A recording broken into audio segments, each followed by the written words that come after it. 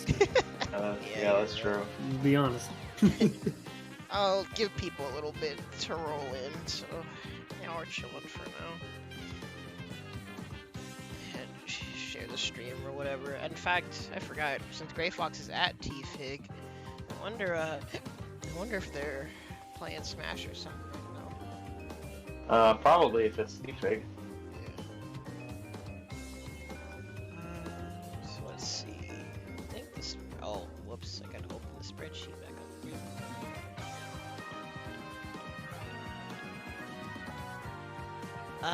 Since GroovyBot doesn't work in Discord anymore, you guys will need to use the actual Twitch song request. So if there's anything you guys want, you can just put it in the chat, and we can add stuff as the night goes along. But apparently GroovyBot in Discord doesn't work anymore. Weird. Yeah, I guess they got shut down. Well, I mean, that was a convenient way of just having music there. I don't know why they would shut it down. I think from their website, it's like actual DMCA shenanigans. Music license shenanigans. Yeah, that's what it seems like. Yeah, that's possible. Tragic. Oh, I forgot to look at it. Oh, it's here.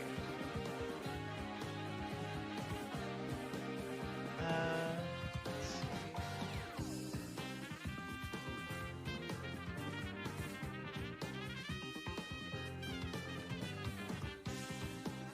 I don't know if MCM made a list today, but I'll Dude.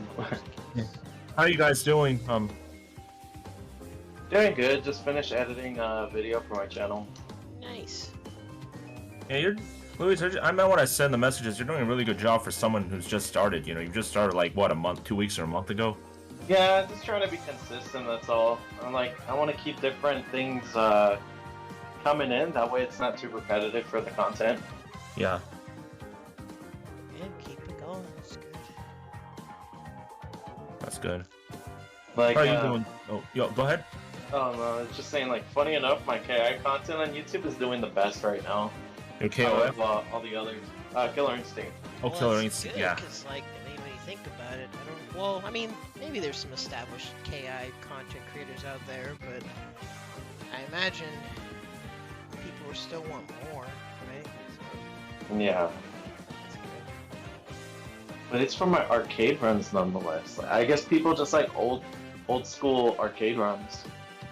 I wouldn't doubt it. It feels like nowadays people care less about arcade mode and story mode stuff, but in the older games, like, they'll always have that initial charm and nostalgia. Yeah.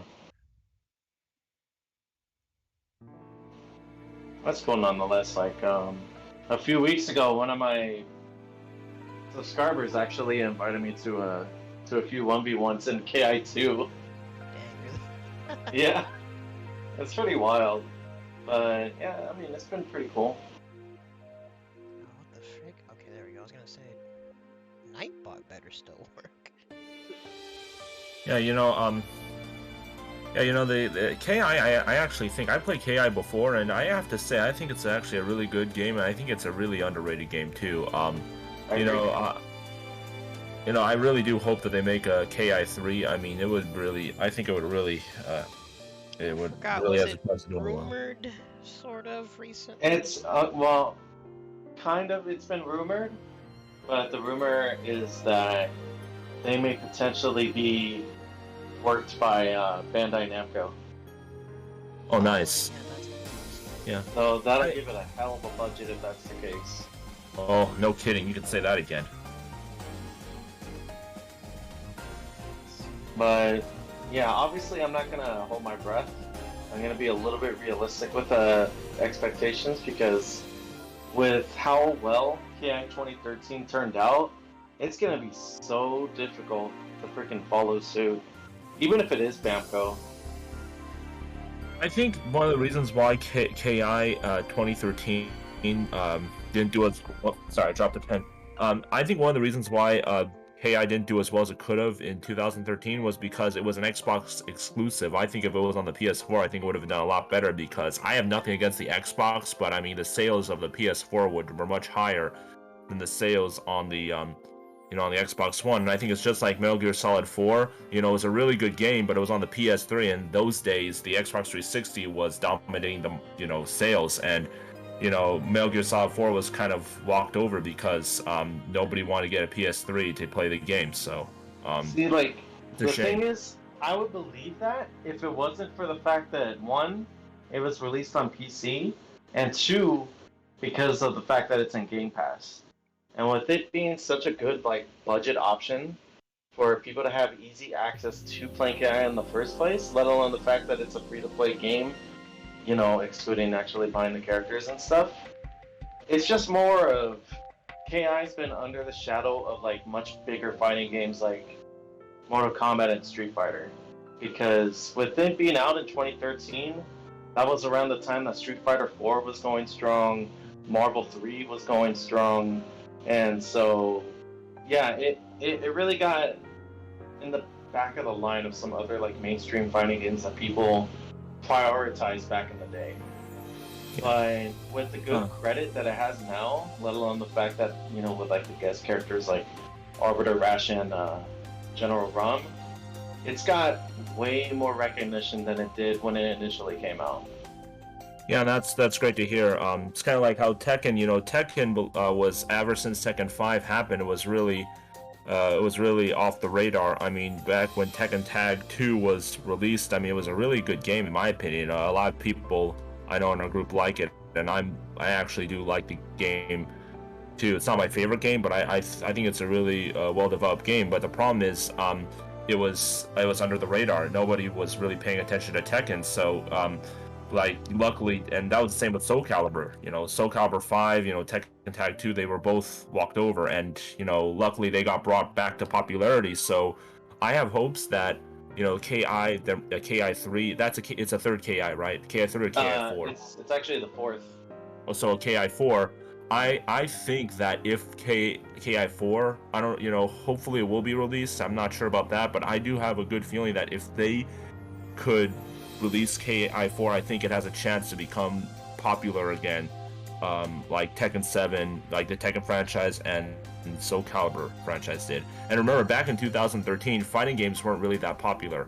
Remember, it was all about shooters. Fighting games didn't really make the comeback yet. I think if it was released more like in 2017 or 18, I think it probably would have gotten a lot more attention. Yeah, time will tell.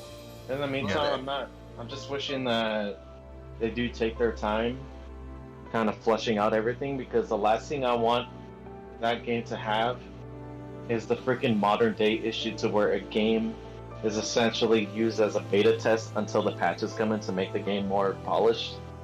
So yeah, like they need to take their time. Street Fighter 5, no offense. Well, I mean, it's true though. Yeah. Well, Street Fighter 5 came out awful. Yeah, it did. It had At no least content. from what I heard. Howdy. I'm going to be honest.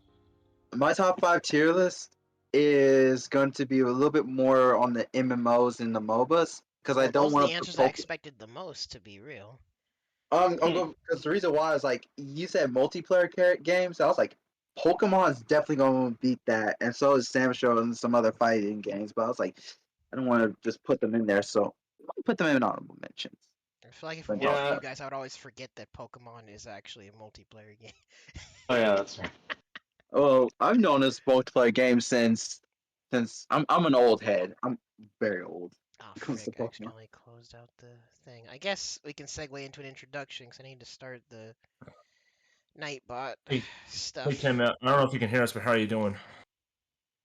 Who? I'm doing good. Oh, I'm doing good. I was just talking to Tim, and who is MM again? Or just NorCal homie. Oh, okay. NorCal. I have yet Okay. to guess their actual name. You don't know my actual name after all this stuff, man. I You gave you the like a hint. hint or two, but I didn't do my years of research. Eminem, bro. Get it together. Come on, you don't know about Marshall Mathers? Oh my name means king in Arabic. That's what I didn't look up. Also, see, y'all have me distracted. I didn't update. There's stuff I need to update. Gosh just do dang it. your intro. Anyways, howdy, whoever's watching. Haven't done one of these in a hot minute, but welcome to Thursday Shenanigans. As I've mentioned, paper cut and honestly, I think a handful of you have given topics in general over time, and they've accumulated, and I just haven't been able to really get to them. But I figured I didn't have anything in particular on the agenda today, so we can give it a shot. And the thing I want to talk about today was just our favorite multiplayer games in general, spanning across all genres, online or not. If something has a multiplayer function that has stood out to you, I wanted to do a listing for it. That's who. And I mean, because a lot of us, we all play fighting games, obviously, but honestly, I figured that like there may not even be that many fighting game answers. I have my own reasoning for why I don't have any fighting game answers. Well, maybe one, but we can get to that later. I'll give you a hint. The one fighting game, the best fighting game in the top 5 for B-Boys, gotta be a game where Wu is in it.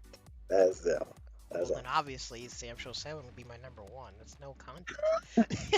Yeah, I ended up putting just one fighting game in there. See, that's understandable. Depending on who you ask, I have one. Huh. Oh wait, oh 7. I have like several, like 4 to 5. Yeah, if you guys had any honorable mentions, we're gonna go through that like always. Also, well, listen, that's actually the main point that I was gonna bring up. I'll get to that later. But as always, y'all already know how we do here. We need to get all of the 20 bajillion honorable mentions out of the way. I only have 3. Oh, word. Well, I mean, I have none. I technically don't even have a complete One. list. So, was I interrupting anyone? Or Well, were you about to take it away, or what? Did you have a question? oh no, I'm just gonna explain. When we're ready to say our list, I'm just gonna explain how I'm gonna rate my list. I'm gonna kind of give an explanation. Yes, clarification is always appreciated. So go ahead.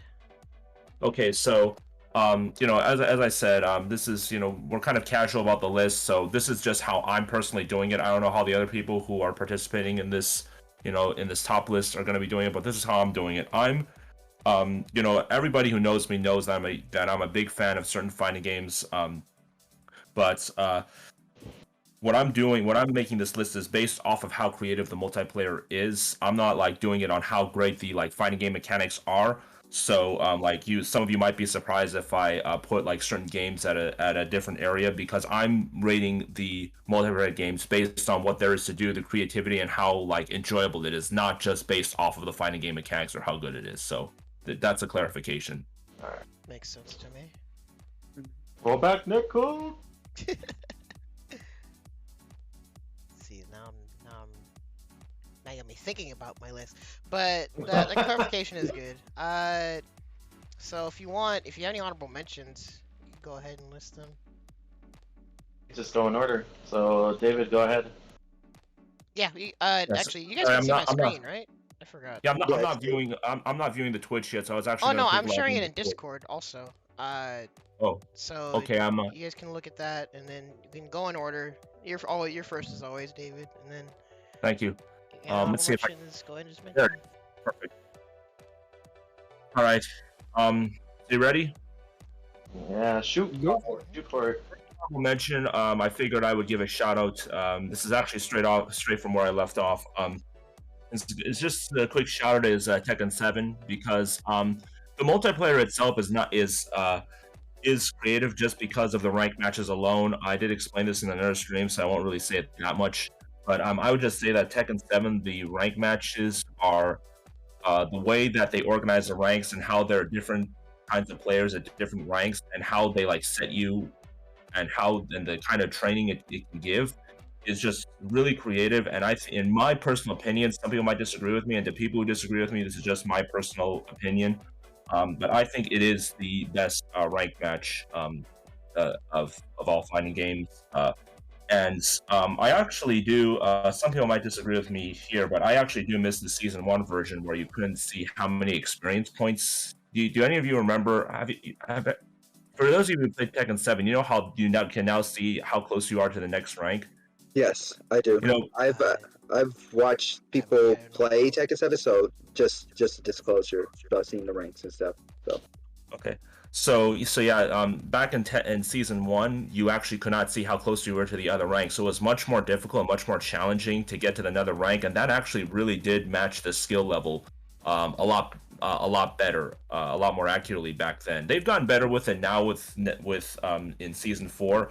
But that was one of the things I personally didn't like when they added in the experience points, because then a lot of people could find cheap ways to go up. You know what I mean? So, but I still think it's literally the best ranked matches, and that itself alone was worth putting it as an honorable mention. If Tekken 7 multiplayer had like other creative things, you know, the bowling mode I liked was a good thing, but that wasn't. Tekken You know, 7 bowling is kind of high. The best Hey. part of the game. I like the bowling mode. Hey, I'm a big fan of that mode. You know, sometimes if I just like to chill after I play a set rank, I just like to go into bowling, just kind of relax and all that. So it's a really fun game. And if I'm ever in any local events, too bad there's no online mode for that. But if I'm at any local event, I'd always be down to play the Tekken bowling mode. So Hell yeah. I think like after the fact of like now that the game has several things of DLC and all sorts of stuff, I think people have come around a bit on bowling. Like when it was like the thing they just showed off, like this is the new thing. It was like, really, you added bowling? But nowadays, like, nah, bowling's cool. Yeah, well, it's not even a new thing either. They brought it. It was introduced back in like what, Tekken 3 or Tag 1? Wait, Tekken I bowling think it was back in Tekken Tag 3, 1? Tekken. I think it was Yeah. Tekken 4, Tekken 5. It had to be- Tekken 4 was Tekken Force. It had to have been Tag 1. Yeah, it had to have been Tekken Force, but I think it was Tekken Tag. Oh my word! It's been a Wow. long time. Yeah, Tekken Bowling not know Total, that. I think it is. Yeah. there was also in Tekken 3 there was a Tekken beach ball mode, which was actually Yeah. really Yeah. creative. That's the one. Sorry, But my yeah, in bad. Tekken, Oh, go ahead. Ronald, were you looking something up or? Oh, well, I was seeing what. Oh. I was seeing which, Which other Tekken had Tekken it. had Sorry, it? go ahead. Yeah. Proceed, David. Okay, so yeah, you know, before I move on to the next game, I just want to say that Tekken 7 is only an honorable mention, because it has, you know, bowling mode is great, rank match is great, but it's just not enough of it. You know what I mean? Not enough content creativity for it to be further up the list. So I'll move on to the next one, and that's actually going to be Modern Warfare 2. Ooh, the cocaine Modern Warfare game. Well, back in the old days Modern before Warfare. back in the old days before you go ahead. No, I'm just saying, like, that's Yeah. that's basically the Call of Duty that went from like realistic war settings to more of like MLG trick shots. Well, what I personally like about Modern Warfare 2 is that it was transitioning, sure, but in my opinion, it was actually a really good balance. Like Modern Warfare, like the other Call of Duty games, just kind of went crazy, but Modern Warfare 2 actually still had that like Call of Duty feel to it. But it like tried new things. It had some really creative new mechanics, like it had more kill streaks. It basically improved from the first Modern Warfare into what it was, and I like the new kill streaks it had, the maps it had. I like how they were. It was really great, diverse set of maps. The thing about Modern Warfare 1, I know a lot of people like it. Some people consider it the best Call of Duty, but the thing about it I wasn't that much of a fan of was that the maps weren't really that really diverse. You know what I mean? It was. There are a lot of maps that were kind of like, kind of repetitive and all that. Modern Warfare 2 really did a great job at balancing it out. Didn't feel like there was too much, but didn't feel like it was too repetitive. So that was another great thing. the reason why this is also an honorable mention, if it might even, believe it or not, it might be like in the top 3 if this didn't happen to it. But the reason why, one other thing I forgot to say to the audience is that, and to everyone here, is that I'm also ranking it based off of the present time, what it is in the present time, not based off of what it was back then. Back in the old days, I would definitely give it number 3, maybe even number 1. But you see, the problem is a lot of people have, a lot of modders have pretty much killed the game. And of course, since it's such an old game, the Activision is not really doing anything about it. And it's a shame that there was no remaster ever done, because they want to focus on the recent Call of Duty, which isn't bad, which is not that bad. It's actually pretty good in many ways, but still nowhere near as good as the original Modern Warfare 2. Sorry, was someone saying something? No. Or, I don't think so. okay. If you I have any was just back numbers saying- for me, let me know. The kill streaks, and I also really like the game modes, how the search and destroy, where everything was located, and especially the terminal map. Come on, everybody knows what the terminal map is, right? Terminal and high rise. Yep. Yeah, you see, Modern Warfare 1 never really had anything that's really unique and creative, original like the terminal. You see, Modern Warfare 3 just kind of brought things over the top, and I also did kind of like the sniping mechanics, and sure, there were some OP guns, but for a game released back then, it was really ahead of its time, and the graphics were great.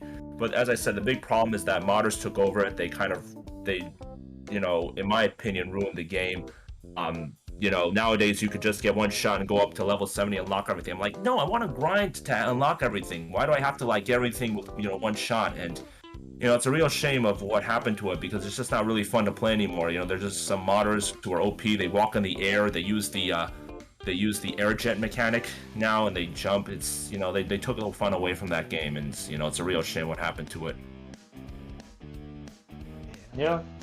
So my 2 cents on MW2 is for home reasons or homer reasons. It was my first COD game, funny enough, but not from the multiplayer, but more like the single player stuff. I know we're talking about multiplayer, but yeah, with multiplayer, like High Rise and Terminal are basically the 2 standouts of the game.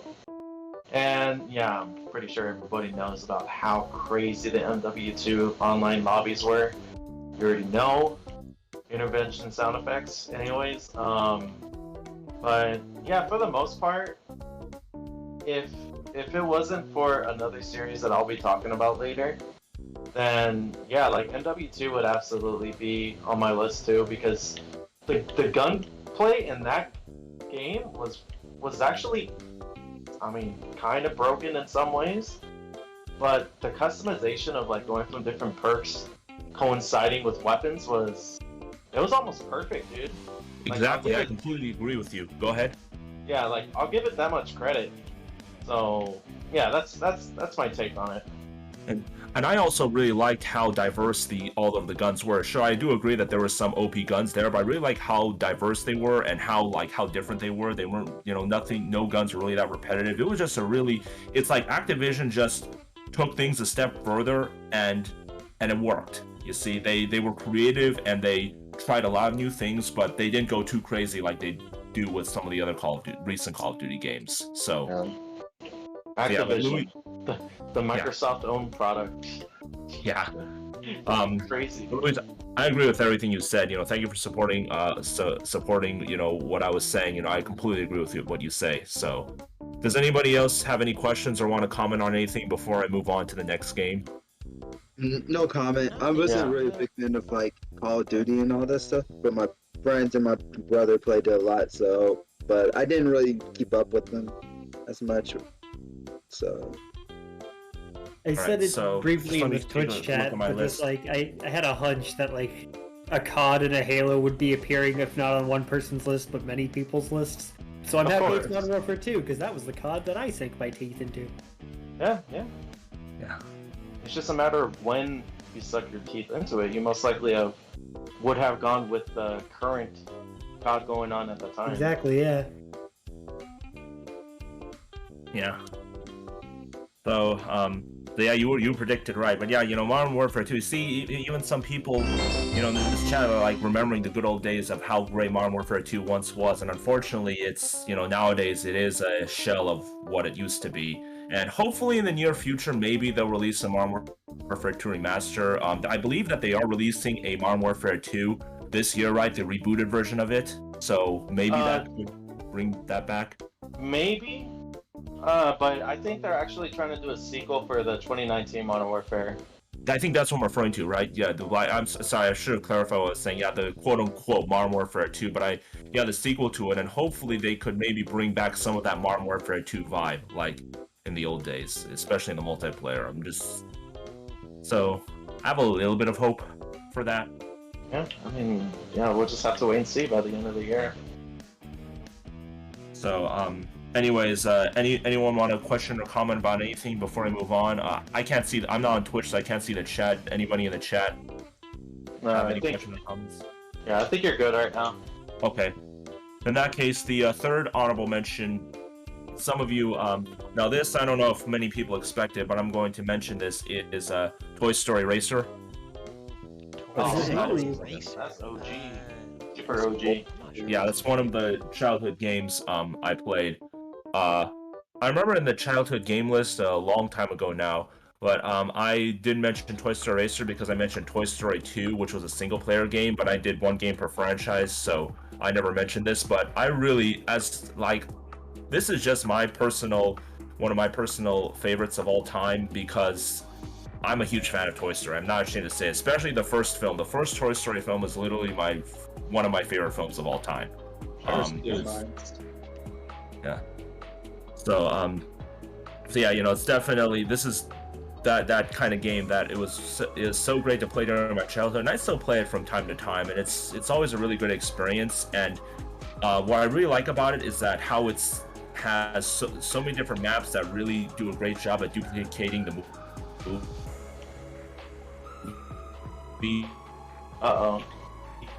And especially the quote-unquote, yeah? Your mic was kind of going in and out for a second. Uh-oh, how do I sound now? You sound better now. You're doing good. Okay, so as I was saying, what I liked about this game was how creative the maps were.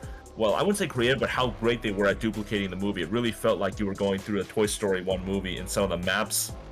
And I also liked the different kind of game modes it had, how in certain races where last place would get eliminated until there was no more left, there'd be keep going lap to lap, and then last place would then get eliminated, and then then there was eventually a winner when nobody else was left. And then you remember the Super Smash Brothers quote-unquote mode where you would try to take out all the other players with the gadgets and all that? Does anybody remember that?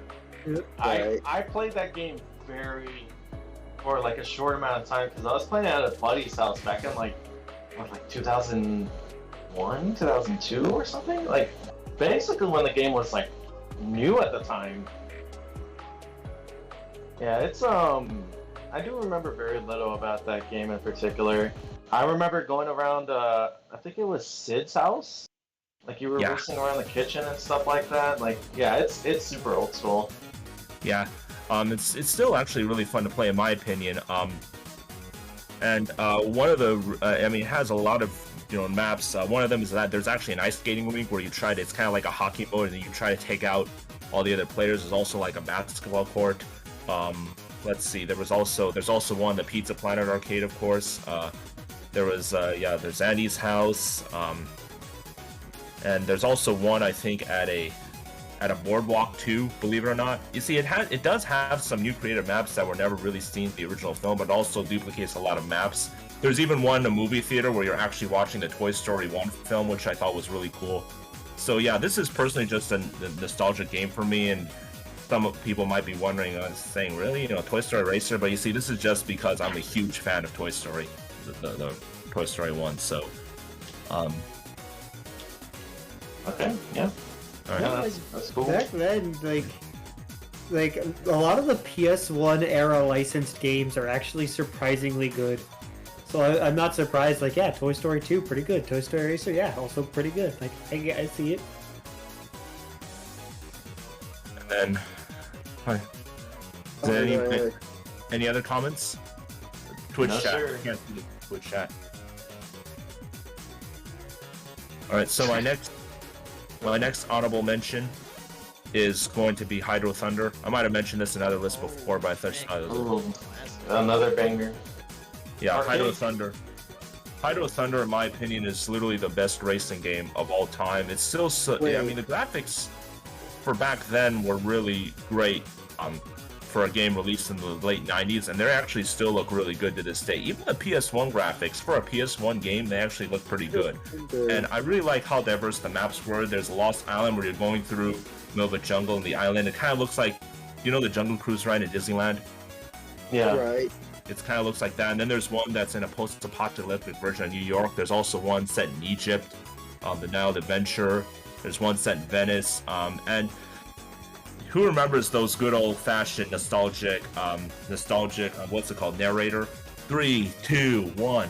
They remember Oh yeah. that? Dude. And the loading Right, screen was Hydro Thunder. Hold on, I'm trying to remember. It was an arcade game as well, right? Yes, it was. Bruh, I played the arcade version back when I was a kid. Oh man, those brings back memories. 15 times. Yeah, it's a nostalgia trip and a half. Whew. Dang, I'm old now. You guys are making me feel old. Yeah, bro. This is probably gonna make all of us feel old, honestly. Yeah. Well, Yeah, I know I am because the one I grew up with was Wave Racer 64. Yeah, that's what Daniel mentioned. Yeah.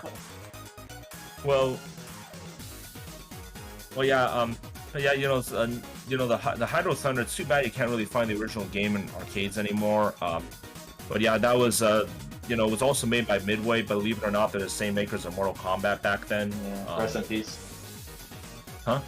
Rest in Rest in peace. peace. Midway, Oh, yeah. that's a name I haven't heard in I don't know how long. In a Yeah. minute. So, you know what? I also like the creative boats it had, how diverse the boats were. Tidal Blade, Misbehave. They even named the Midway boat. The boat. Remember Midway Yeah, Ultimate, I don't know, you gotta, Red you gotta have Hazard. some, Yeah. You gotta have some brand And- names there. And also in the console version, not many people know this, but in the console version, this was back in the days when you actually had to grind for content instead of pay for it. But there were actually some bonus tracks that you can never find in the arcade. Like there's something called Hydro Speedway, which is basically like, remember Thunder Park, the one that was like basically a regular racing track in the boat, the only quote unquote normal racing track Hydro Thunder had. It was basically like that, but set at night, but it was a lot more crazy. Of it that way, Hydro Speedway. And there was also one. There was also Leonardo. I can never pronounce that right. Leonardo da Vinci vibe, kind of like a Venice. It was kind of like an alternate version, a historical version of the Venice canals. So that was also really good.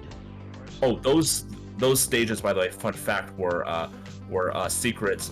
You could secretly unlock them in the arcade if you like press buttons, certain buttons in the arcade. Right. You could actually unlock those. So sorry if I got a little carried away there. I didn't mean to talk too much. But Nah, that's just nostalgia, man. Yeah, it carries heavy. yeah, I still play it from time to time. Believe it or not, I still find it as a really fun game to play. All right. And one last quick thing before I'm done with the honorable mentions is only in the PS1 version there was actually a circuit mode where you would actually play through all of the maps, and you would actually have to get first place to keep going in the circuit mode. Otherwise, you get cut off and you have to start over again. You could actually play through all the maps at one time, and it was even a multiplayer version of that. You could play with another person to challenge them, which I thought was really great. But it was only on the PS1 version, unfortunately. So, yeah. It's like a Grand Prix, but you have to keep winning. Survival. Yeah, survival mode, exactly. So, You said that was all your honorable mentions. let me just quickly check my notes one more time.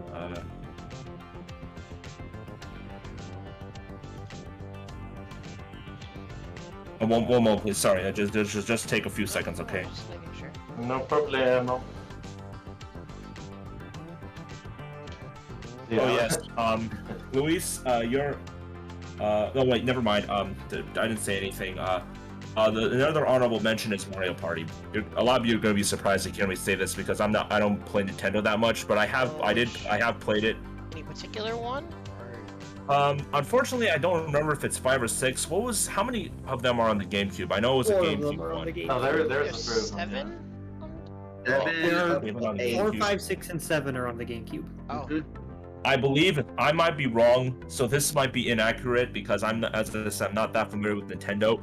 So I believe it was Mario Party 5. I remember I played that. It was so much fun, and since a lot of you know what Mario Party is, I'm not going to explain as much as the other games. But what I really liked about the mini games are great. The quote unquote Monopoly mode was great.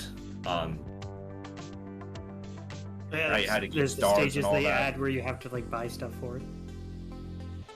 You have to do what? There's a couple ones. I'm trying to remember like which game it is because they have levels for it in some of the games, but they have levels where there's like properties you put money into, and whoever puts the most money in gets the star. I see. so that's what they call it. But yeah, that's what I really liked about Mario Party. I thought it was really worth as honorable mentions. So I'm gonna quickly check my list to see if there are any other honorable mentions. Let's see. Just want to make sure I cross that out so I don't confuse myself. Wait, Waster is 64. I wanted to drink that water, dude. That's all I have. Oh, that's all you have? Okay. That's all I have. Okay. Tim, you have any honorable mentions? I have just the one.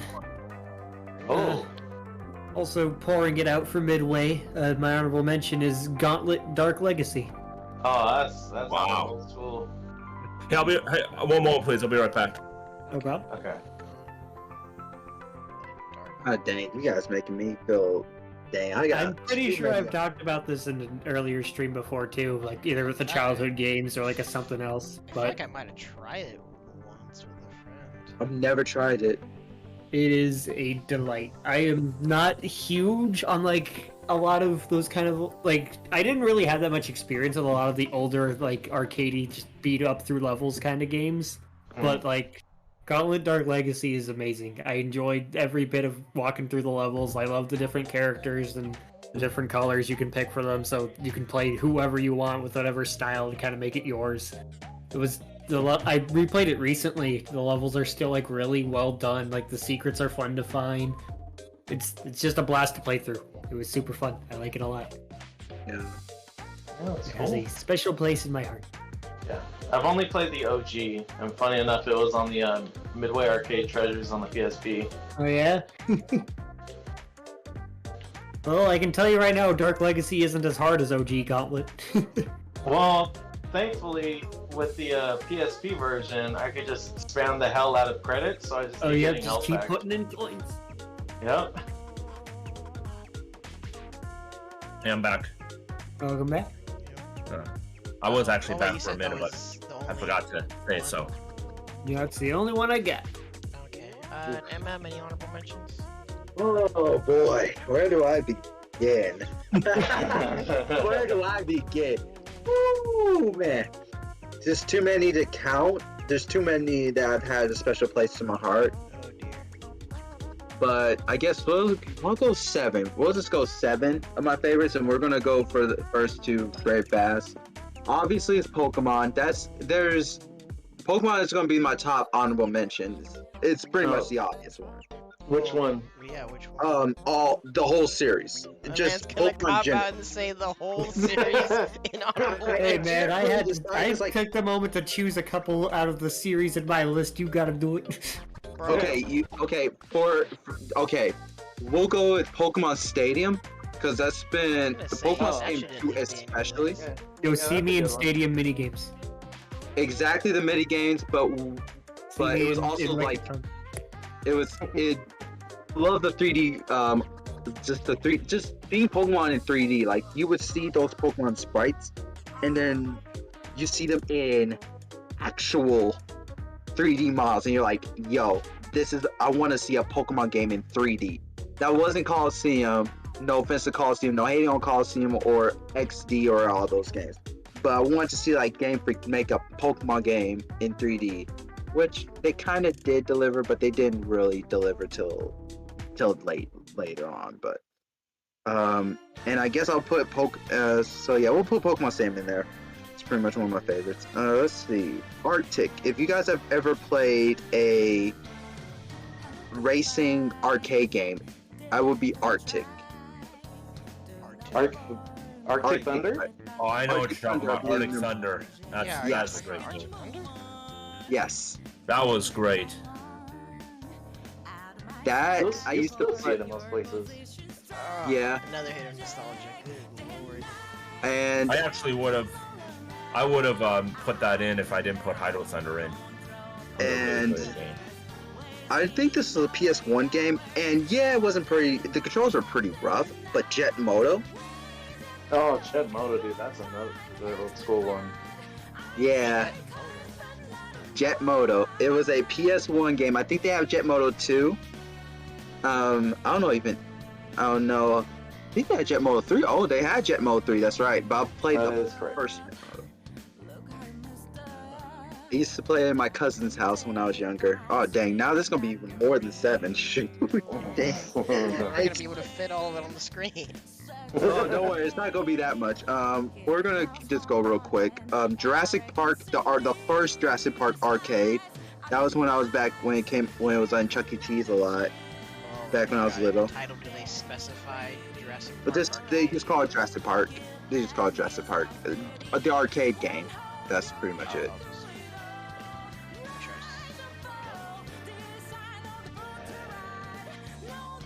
Yeah, you look for the arcade one. So yeah.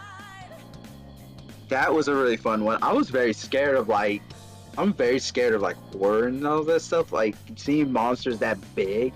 And I was that was the first game I beat when I was a kid. Let's see, Mario Kart Double Dash. It was between Wii and Double Dash, but Double Dash had the better music in my opinion, the better Rainbow Road, and it was the only time I ever played Mario Kart with my younger brother, and that was the funnest times because we would always try to beat it perfectly as kids, and my brother still continues to try to beat every Mario Kart game with 60 points, so basically getting first place in all the court on all the stages and all the cups, or it's a bust. So, so let's see, what else? What else It's not enough that you win, others must lose. Yes. Yes. Oh man, we used to be frustrated when we couldn't do that. Dang, that was another one in my head, and that just the Mario Kart Double Dash was just too good. I don't remember. Oh shoot, what was it? It's just in my head. I gotta remember. Darn. What other game, dude? Dang, a lot of these games. Samurai Showdown 7. You already know that's it's a fighting game, so obviously I'm gonna put one of them on my honorable mentions. I could put King of Fighters, but I'm doing too much. Yeah. I just want to quickly say that I just want to quickly say that I really agree that Jurassic Park really is the original arcade is definitely a nostalgic game, and I'm sad that we can't find it anymore. But I remember in the Chuck E. Cheese on Shaw, they used to have that game when I was a little kid. I always had a great time playing it. Yep. I really like how fast it was too. And the bosses were also really good, and and they had a diverse set of enemies too, which I thought was great. All the chicken mimus and all that, all the dinosaurs that I would gush at now because I'm a big fan of paleontology. Man, I used to be so freaked out when I saw a velociraptor come from the dark and be like, ah, or something like that. I can't do the voice like I used to, but oh, that's the game. Okay, hitting you with the nostalgia, but I'm gonna go and simply go with the first Time Crisis I played, Time Crisis 2. Okay. It was going to be 3, but because of the machine, I could choose 4 different weapons. But Time Crisis 2, because it was the first Time Crisis, and just I was not a big fan of guns. I'm not a big fan of shooters. But if you tell me to play Time Crisis, I would play that play that game. It's my favorite. It's my favorite shooter, rail shooter. So let's see. And I guess Super Smash Bros. Brawl. We're gonna go ahead and finish it right here with Super Smash Bros. Brawl. Hey. Simply because there's so much stuff you could do in that game. Yeah. Besides break the targets, you had an actual story mode. And I think I've said this before, but when you saw Sonic, do, when Taboo was about to do his ultimate, and then Sonic comes in, does the spinball stuff, and then taunts him. I was like, yo, Sonic is the strongest character in the game. Let's go. It's so funny, and like, I don't know the best way to phrase it without it sounding like I'm throwing shade, but for the time, it was mad hype to see. Right. Just him coming out of nowhere, stopping this giant boss that was about to kill everybody again.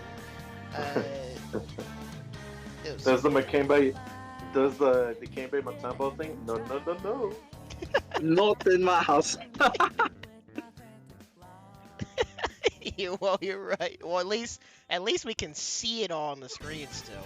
But he said that's Yeah. the last one. Yeah, because if I remember any more, I'm gonna be honest with you, you're not gonna see it. The rest. Thank you, Ricardo, for putting these jams. Well, I've liked all the jams that are in here, but you guys reminded me how long it's been since I've listened to Persona music. But Unknown Luis, you got any honorable mentions? I do. Well, I originally had 3, but somebody brought up Mario Kart, so I had to mention Double Dash as well. Like, that's the only one that has like 2 people in one cart. I thought that was such a fun thing to do because Yeah, they never did that again, did they? no, never. No, you've always Not been even on your in, own like, ever arcades since. or nothing. And yeah, it's such a missed opportunity. But yeah, like the driving in that one is a lot harder than most others because I think the sensitivity in it is a little bit weirder. But nonetheless, it does take skill to be really good at the drifting capabilities and all that fun stuff. The maps are awesome.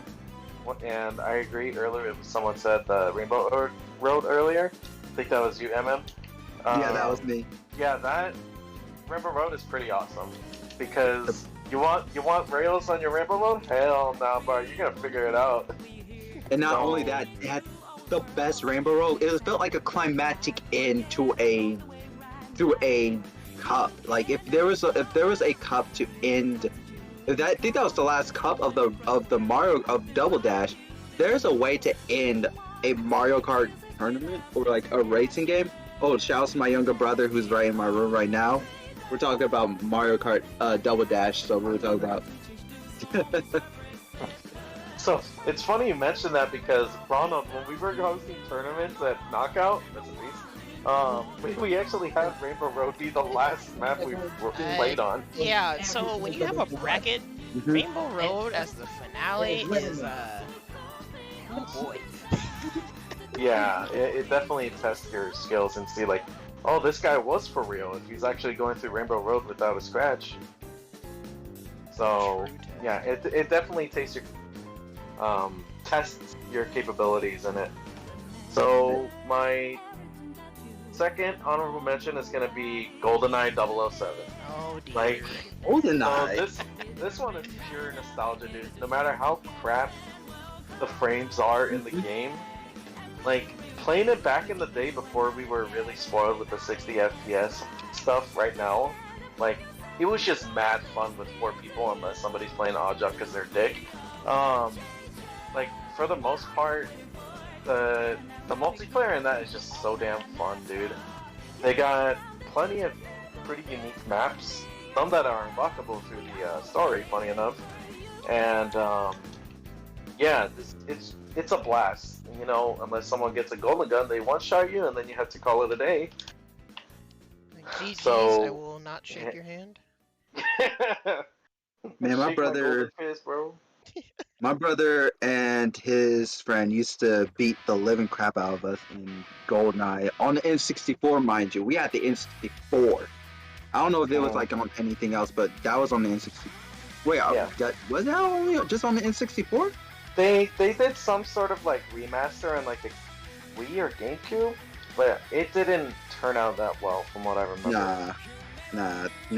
Those were dang. I'm feeling. Oh, just going back to trying to remind myself what was my house like when we were playing that game, man. Ooh. Yeah, I think the only other GoldenEye game that had like an awesome multiplayer that could rival it, I would probably say is like Nightfall on the GameCube, Yo. because that one was pretty fun as well. But yeah, for the sake of the fact that I've played this longer and actually own it still, I'll just go with GoldenEye. So my third one is the one I'm actually playing right now off screen, Minecraft. Oh, Still playing Minecraft. No shame. Me, get down on it eventually. Yeah. The game never gets old. No, it does not. And I'm in the middle Was that of game released back in the 80s too? Wasn't that game released back Minecraft? in the 90s or? let me No, see. Minecraft Not was that old, is it? late 2000s, No. early 2010, right? 2012 was when. No, it's older than 2012, I believe. I'm gonna look it up right now. Yeah, I'm trying to find the very first. Oh, sorry, 2011? I mean, it just 2011. looks like a kind of game that it just has that like 8-bit vibe. I just thought it might have been. So November hold on. 18, 2011. Oh, 2011. Yeah, the, the official release. the very First first May- version was 2009. May 2009. Java version. Mm-hmm. Yeah, it's 2009. Holy shit. yeah, it was intentionally made to be like old school. And you know, like some of the other games nowadays are meant to kind of have that feel to it as well. Like, Cuphead is a good example, but obviously there were no video games back in the 1930s. But I yeah, didn't say 30s, I said 80s. yeah, it's 2009. That's when it came out. Okay, I see. There are video games in the 30s, but the modern video, like I get, you know, with probably they probably had video games like probably like not made Things public, that but were- There's probably more of that Barely penny considered. arcade, right? You know those old-fashioned penny arcades you can actually find in Yeah. Pier 41 or in Disneyland, the penny arcade area. They have those kind of games, right? Yeah, super old. Oh yeah, They also Nickelodeon. had Pong, right? You remember Pong, literally the very first electronic game ever created, I believe, right? Yeah, I think so. 70s.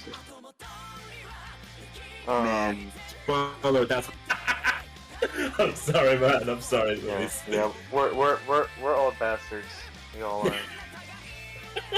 We really are, dude.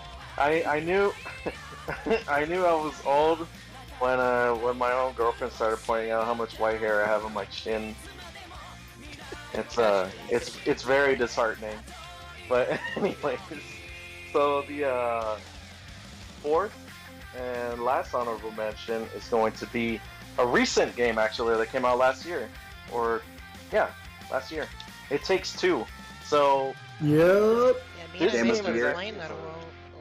this game is a blast, dude. Like Sandy and I played through it together for the first time, and wow, we never wanted to break up so badly because of this. No, but in all The game's seriousness, couples like, therapy in disguise, bro.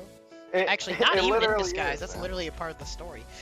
Yeah, it's a $60 couples therapy that ended up helping our relationship, thankfully. So I can thank It Takes Two for that. The gameplay is pretty fun in that game. The comedy actually works. I never thought that a talking book talking about caca would be so funny. That's poop in Spanish. yes. That freaking. But yeah, oh my god. The characters in that. Never mind. I'll save Speaking my of judgment caca. to the very end. Wait, what is it? I love that they started talking about poop. Sammy comes back from work and immediately walks in and says, "I got toilet paper." What? That Bruh, timing was we could obviously not have planned. come in at a better time. What were you guys? Because I was talking about It Takes Two. Yeah, so yeah. to finish my rambling on that, yeah, it was a very fun couples therapy game to play together, and I will absolutely try to stream it on my channel. Shameless plug. Yo, definitely. Not bad. So that's it for me. Alrighty. I was thinking of doing my list all in one go, but I guess I might as well just do my honorable mentions now. Are you allowed to add honorable mentions after Well, was there something you wanted to add before you start after your you list? after you go? I'll just add in two of them. What's the song? I forgot to mention. The song playing? Isn't it the one you told me to play? Yo, it's so work. Oh shoot, that's my top. That's one of my top 5. Oh I shoot. saw you linked a song, so I put it in the. No. Honorable mentions. That's Gonna one. have Brawl on here. Brawlhalla? And I guess Oh. no, well, I haven't played enough Brawlhalla. So the thing, I guess, like what David was doing to clarify with my list, there will obviously be a bit of nostalgia, but I also have these games that I guess some of them are nostalgia, some of them are like more so as a complete package, where it's like not even just a multiplayer mode, but just what they do as a whole. Brawl. Honestly, Brawl might belong on my list, but for now I have the top of honorable mentions because I haven't played enough Ultimate to where I feel the same way that Brawl made me feel, to where Brawl was a game changer. 1000%. Because it took what makes Smash fun, upped the ante, like new items. It was always the game that's like just fun to just play with people. But it kept stuff too, like break the targets and all that, and then Subspace Emissary on top of all that, that you could co-op also. Subspace Emissary was freaking awesome. Mad janky when you go back to it and play it in like Brawl, but I guess maybe this should count, I don't know. If you ever want to experience Subspace Emissary in a much better way, play it through Project M.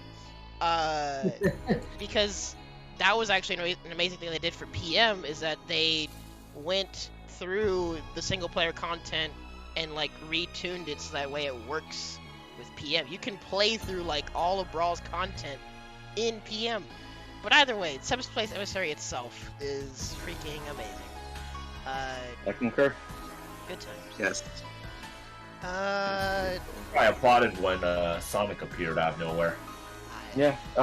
So for me personally, I actually like Brawl's content more than Melee's. That's fair because it's basically Melee's but more. That's literally what they did. They expanded on the events list. They kept the lottery system, but they turned it into a like shooting game with the coins. Yeah, cool. Yeah, that was pretty cool. They kept break the targets. Like Brawl actually, to me, Brawl might still be the best Smash game in terms of Smash content. It might be the best because Smash 4 and Ultimate, like Ultimate's the battles are kind of cool, but it doesn't have that same story feel and progression. Okay. As the characters make up the content of the game more than the content itself. Yeah, like it even actually Subspace Emissary doesn't even have any talking. Not really, no. But like it's just such an expressive, surprisingly interesting way of conveying all their interactions. It's cool. The Ultimate focuses a lot more on, like, it gives you all the extra content through all the spirit battles, which are fun, but, like, it doesn't add up to, like, a full-fledged story. The World of Light is kind of lacking in, like, presentation. It's fun if you wanted to play just a bunch of, like, event battles, because basically, if you think about it, Smash Ultimate has, like, I guess if you'd want to count it, like, 1,200 event battles, like, because every spirit battle would be one, but that's pretty much it. That's why it's like Ultimate, and maybe I just need to give it a more thorough try, but from what I have done, Ultimate feels like cool battles, but it's missing stuff that like ties it all together as a big package. Obligatory. Boss fights in it are cool though. Wait, what? The boss fights in it are pretty good though. Yeah, that's true. And they brought back some Brawl bosses, so hey. Yeah. Of course, obligatory Modern Warfare 2. Modern Warfare 2 is so wild, dude. But It's a good game. yeah, it was just a fun time. And honestly, Modern Warfare 2 will probably always be like the Modern Warfare that I got into the most. I can't think of a Call of Duty that I ever actually put a lot of time into. Wait, you have Tekken 7 on your honorable mentions? Yeah, honestly, mainly because of bowling. Because, honestly, okay, here's what I'm going to specify. I think for fighting games as a whole, what Tekken 7 does with bowling honestly feels like a game changer to me. the next closest thing I can think of is Grand Blue versus the fact that you can RPG mode with other people online, but I feel like nobody really tried to do that.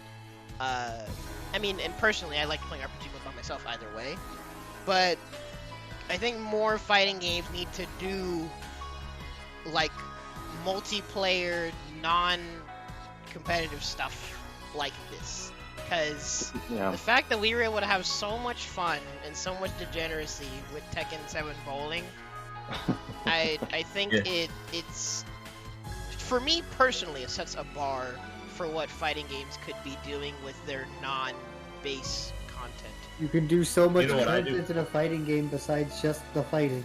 Exactly. You know what I do though? I only play bowling to try to get the characters to crash to the pins. I don't care about the scores. I'm joking. I'm joking. Hey, No, I man. play bowling just to see Akuma smile for the first time in the series. He's so happy when he gets a strike. Yeah, even Yeah, the he is. interactions that they have, and like, it's so funny, but also so silly. Like how It much is. effort they put into Tekken. It's But crazy, right? I think it's something that more fighting games should do. Yeah. Even if it's not like funny, silly modes, just like Grand Blue RPG modes, just like something to let you engage with other people outside from just the typical game. That's why I Yeah. have Tekken 7. You know what? That was also one of my honorable mentions, and that goes back to my favorite Tekken game. That was Tekken 3, because of the multiplayer and everything. That was an Yeah. honorable mention. The Tekken 4 Tekken Force mode was really good though. Yes, And it was. I would have included it if I'm not doing the one game per franchise. Oh yeah, to everybody who's new in this Twitch chat, I am doing the one game per franchise, kind of like what Watch Mojo does. For those of you who are new, for anyone who's new watching this video, Gotcha. Yeah, me I too. do it all the time. If Before we I start the were actual, doing that rule, my list would be 5 Smash games in a row. I guess I appreciate y'all for maintaining variety, but then again, at the end of the day, y'all put whatever speaks to you. Yeah. Before And we again, start this the is list, just what I do. oh, yeah. Yeah. Well, I was gonna say before you start your actual list, what was that honorable mention you wanted to add it? Oh yeah, Puzzle Bobble, Hey, Puzzle Yo. Bubble, what's the move? Wait, puzzle. first what? one. Puzzle Bobble. It was the only puzzle. It was the only puzzle game I really got into. This is definitely a nostalgia game. I played this when I was a kid. What I really liked about it was how creative. Well, I use creative all the time, but to make it more specific, I like how each level was very different.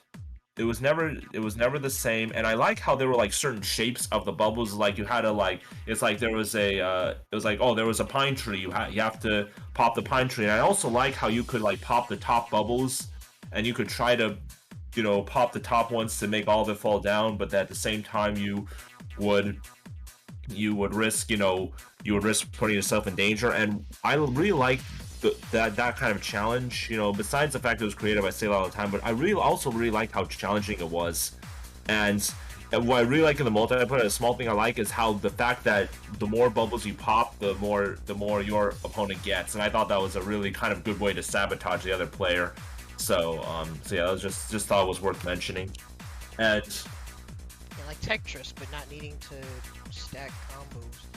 yeah, it's like Tetris, but you're trying to screw over your other player. It's more like you're going right for the other player, and that's where I think was the really good multiplayer content that was See, in I've there. played this, but I never knew the name of it. I always saw Yeah. this. You might have also seen it as Bust A Move. Oh, maybe. Okay, It has been localized as that as well. that's hilarious. Alright. And the second honorable mention I had was House of the Dead 1. OG. And what I liked about this game, I've mentioned it before, but what I liked about this game was in the rail shooter, how you could take, in the multiplayer route, how you could take like different routes in the game in the multiplayer. So it'd basically be like playing through a different game every time you start a new walkthrough. I like how if certain enemies attack you, you would like fall from like the second floor to the basement. So it was like you were playing. It was a very different experience every time you played through it. And the boss battles were pretty good. It was the first really good rail shooter game out there too.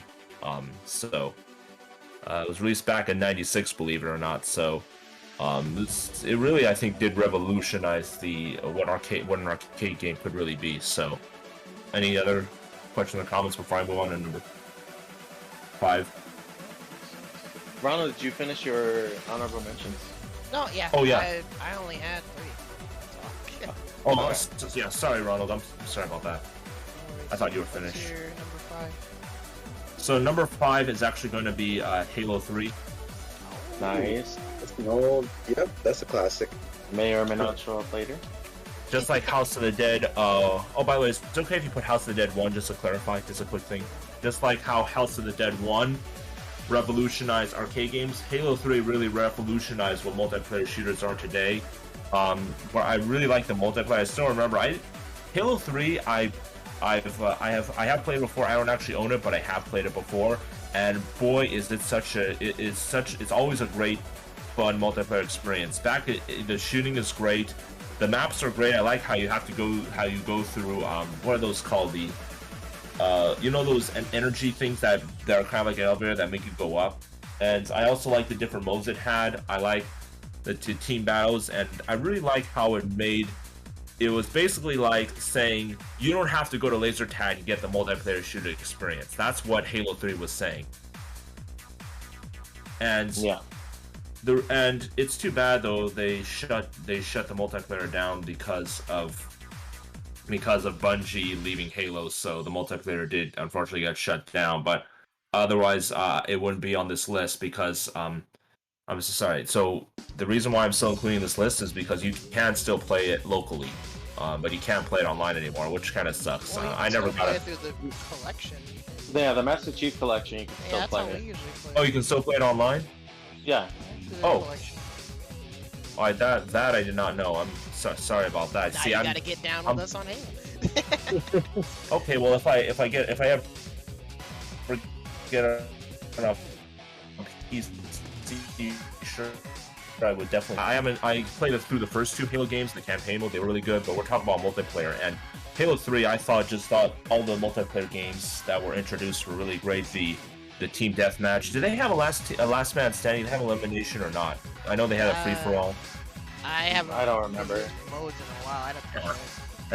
And I like how it would kind of record what you do, like, melee. It would record how many melee moves you got down, how many stealth kills you got down. And I also like the weapons they had, like how all the weapons, like you could use energy weapons or, regular good old-fashioned guns. You could also use the energy swords. And I really like how diverse the maps and the weapons were. I gotta diversify my vocabulary here. I'm using the same words. I like how many different kinds of weapons, how many choices there were, how many choices of weapons there were, how many choices of maps there were, and choices of game modes. Especially like the tournaments, I still remember on TV they would kind of show like a bunch of red Master Chiefs hunting down, blue Master Chiefs. Remember those days? Classic commercials. Yeah. And come on, can't play Halo 3 without a Mountain Dew though. Where good old-fashioned Code Red was being promoted with Halo 3 Mountain Dew. Remember that old commercial where everybody was so frustrated and this guy who had Code Red Mountain Dew was saying yes, and he took a drink of it. I'm like, that's Old Red Mountain Dew. that's a way to advertise. Yeah, So I got the it image later. of Jeff Keighley with the table of Mountain Dew and Doritos talking about Halo. Yeah. Get the code. Now, my advice is, I know I made Three Stooges jokes before to the group, but to people watching the Twitch chat, I do like to make Three Stooges jokes, so here's one. Don't do this to the Three Stooges, because they would probably open the Mountain Dew and pour it all over the Xbox 360. Oh, let's make a better functioning. Oh. Well, if it has a red ring of death, then that's fine by me. I was gonna say, like, either that or it's gonna have a red ring either way. Good Yeah. times. Yeah, that's how I lost my Xbox 360. I gave it to the Three Stooges to repair it. Never saw it again. No, I'm just Yeah. joking. I didn't know if you guys knew this, but Red Ring of Death, Xbox 360s are sponsored by Code Red. Yeah, that's what they were selling it for. You know what's funny? After the 360 with the Red Ring of Death, we never got an Xbox game. We never got an Xbox system in our house. Yeah. Dang, Damn. that sealed the deal. The curse. Yeah. We were done. We were done. Microsoft, they were, let's say it like this, Microsoft was backwards and we never looked back. We are now officially a Sony and Nintendo. Y'all did They- all they were- 60 and walk they- away. They were backwards, and you guys were not compatible. This is back. God dang it. Bro, dude, This you know is- you're getting old when you start doing dad jokes. Well, know what? Dude, those 360 and walk away jokes, I heard them so many times, dude. You should hear my. It didn't even make sense. Oh man. Alrighty, well. But oh wait, no. Next is Tim, right? Yeah. Alright. What's your number 5, Tim? My number 5, I put some of the music in the bot earlier, but it's going to a good old 100% orange juice. Oh yes. Boy. 100% what? Oh, you don't know the legends? You about to learn Wow. about a fun game. Oh, this is a 100% game honestly orange all juice. of us here should own, if I'm being real. I don't have it. Yeah, I don't it's 100% orange juice is a fun little game of nightmares and evil. it's that $5 is- or less. Sounds like That a Mario is, Party game to me. That's like Cards Against Effectively- Humanity. Let's say we took a board game and instead of giving any chance of skill, we made it all luck, and then said, okay, your options are peace or war with each other. Have fun. Sounds like Monopoly. It's that, but you're straight up fighting each other. Yeah, this Sounds game like- is Still sounds like Monopoly. Mario Party turned into a weird RPG.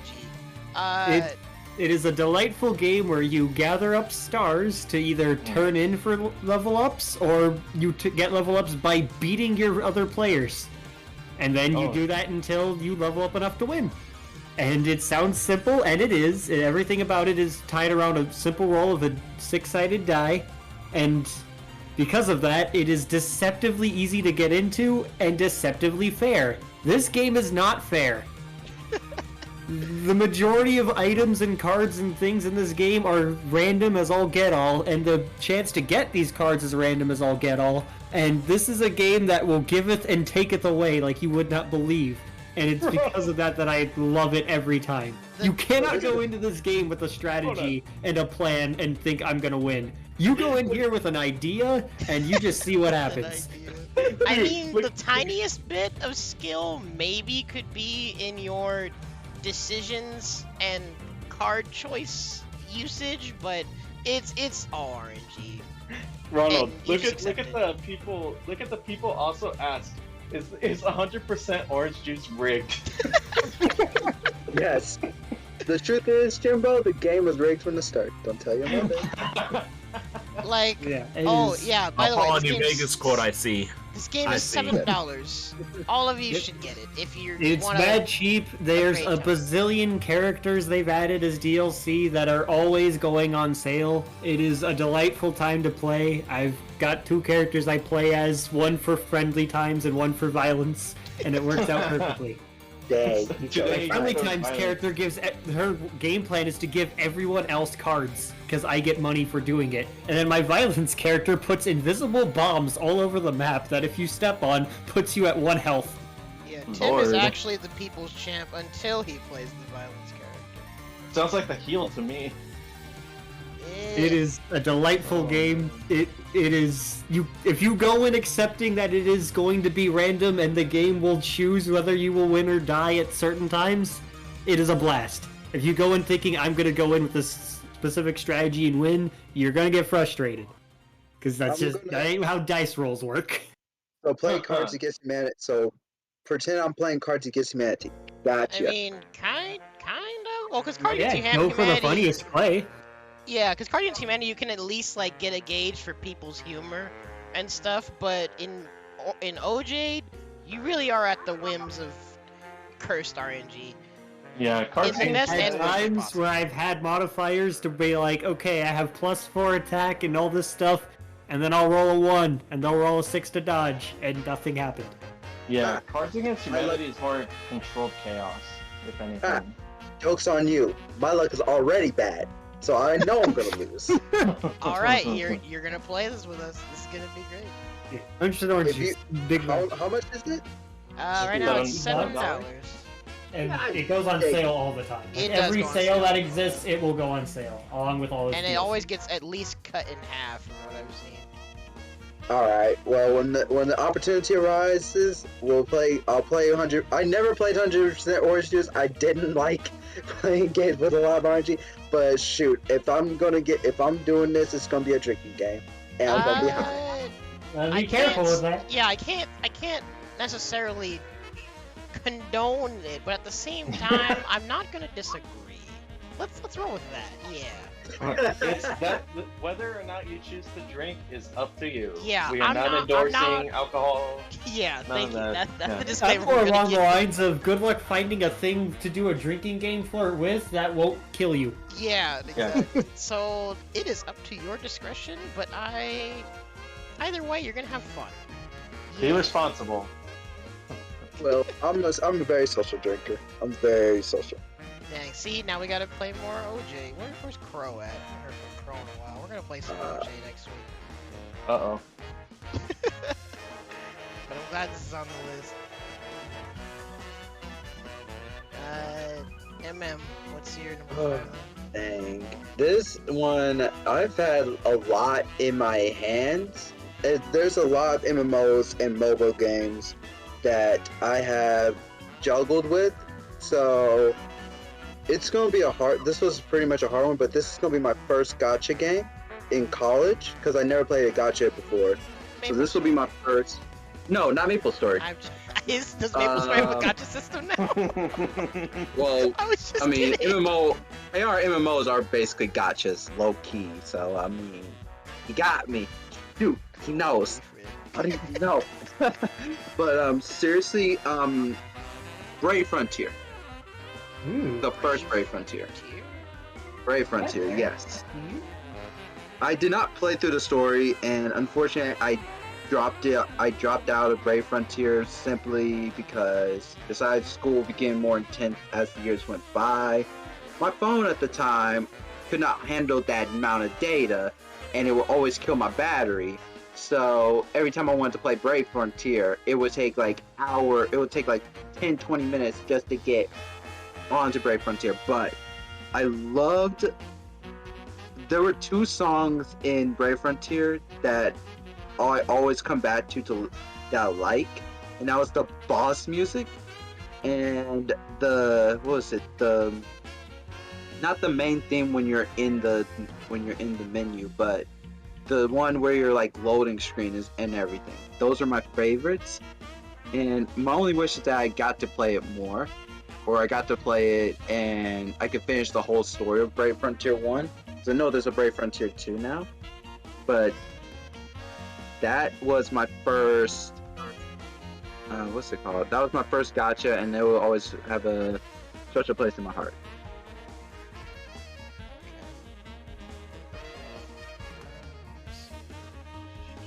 I don't know if anybody's familiar with Brave Frontier. I'm probably the only I didn't hear one. about it till you mentioned it. You talked about it on a stream before.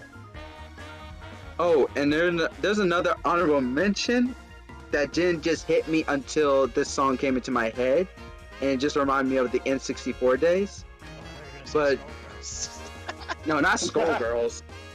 Nah, not a big fan of Skullgirls. But WWE Attitude on the N64. Wait, this reminded you of WWE? Wait, No, it was not the song in there. It was a song that was listening to my head. WWE Attitude. Was it the character Oh wait, selecting? WWF Attitude. Apparently. Yeah, Uh, WWF. My bad. Gotta be specific. Yes, it was the character select, and it was like the main menu song of like that game that just got into my head. Yeah, it was Like- like. Dun, dun, dun, dun, dun, dun, dun, Yes. dun, dun, dun. Hold on, Yeah, let me go and I'm find it. Let me find it. Yeah, it's classic AF. That was the only wrestling game on the 64 that I actually played and liked. Man, those bring good days. Good days. There it is, the menu. Plus the roster at the time was pretty awesome with like Mankind, Stone Cold, Rock, Kane, like all those guys. Dang. And then there were some other ones. There were some really good ones. Yeah, you said You said McFoley, right? Yeah, he was McFoley. Mankind in the game. Right. What's his name? Kane. Yo. Yeah. Stone Cold, the Un- Undertaker.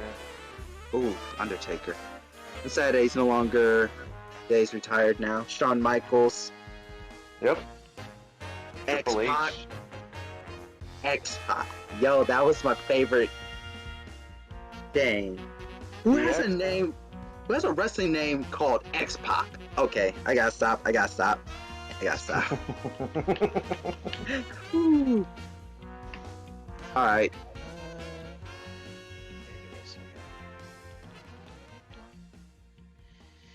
Okay. Unknown Luis, what's your number 5? Alright, so my number 5 is a Halo game, but I'm actually going for the underrated one here, and that's gonna be Halo Reach. Halo Reach. Hey, that's the one I got into. Okay, so the cool thing about Halo Reach is I actually have stuff that began in that game that has become a staple since. Like SWAT was a good example. It really became fleshed out more in Halo Reach. The firefight mode in that game is a blast, dude. Like playing with the 2, 3, 4 other guys, and you're taking on hordes of like elites and brutes and all that fun stuff. Never got tired of it. And plus, I have mentioned this in the stream before, like last year or 2 years ago already. But Speed Halo in that game sold me on Halo Reach multiplayer. Like, it is so fun just being a part of that and having absolutely no control of your Warthog once you go down that ramp. It's a never-ending cycle. And, yeah, I never get tired of playing it. Even, like, semi-competitively, you can have a really good amount of fun in that game as well. Because, yeah, for the most part, the weapons in that game are kind of balanced. But, yeah, like, I gotta go for the underdog in this case. Because, Halo 3, everybody knows that's a great multiplayer. Oh, yeah.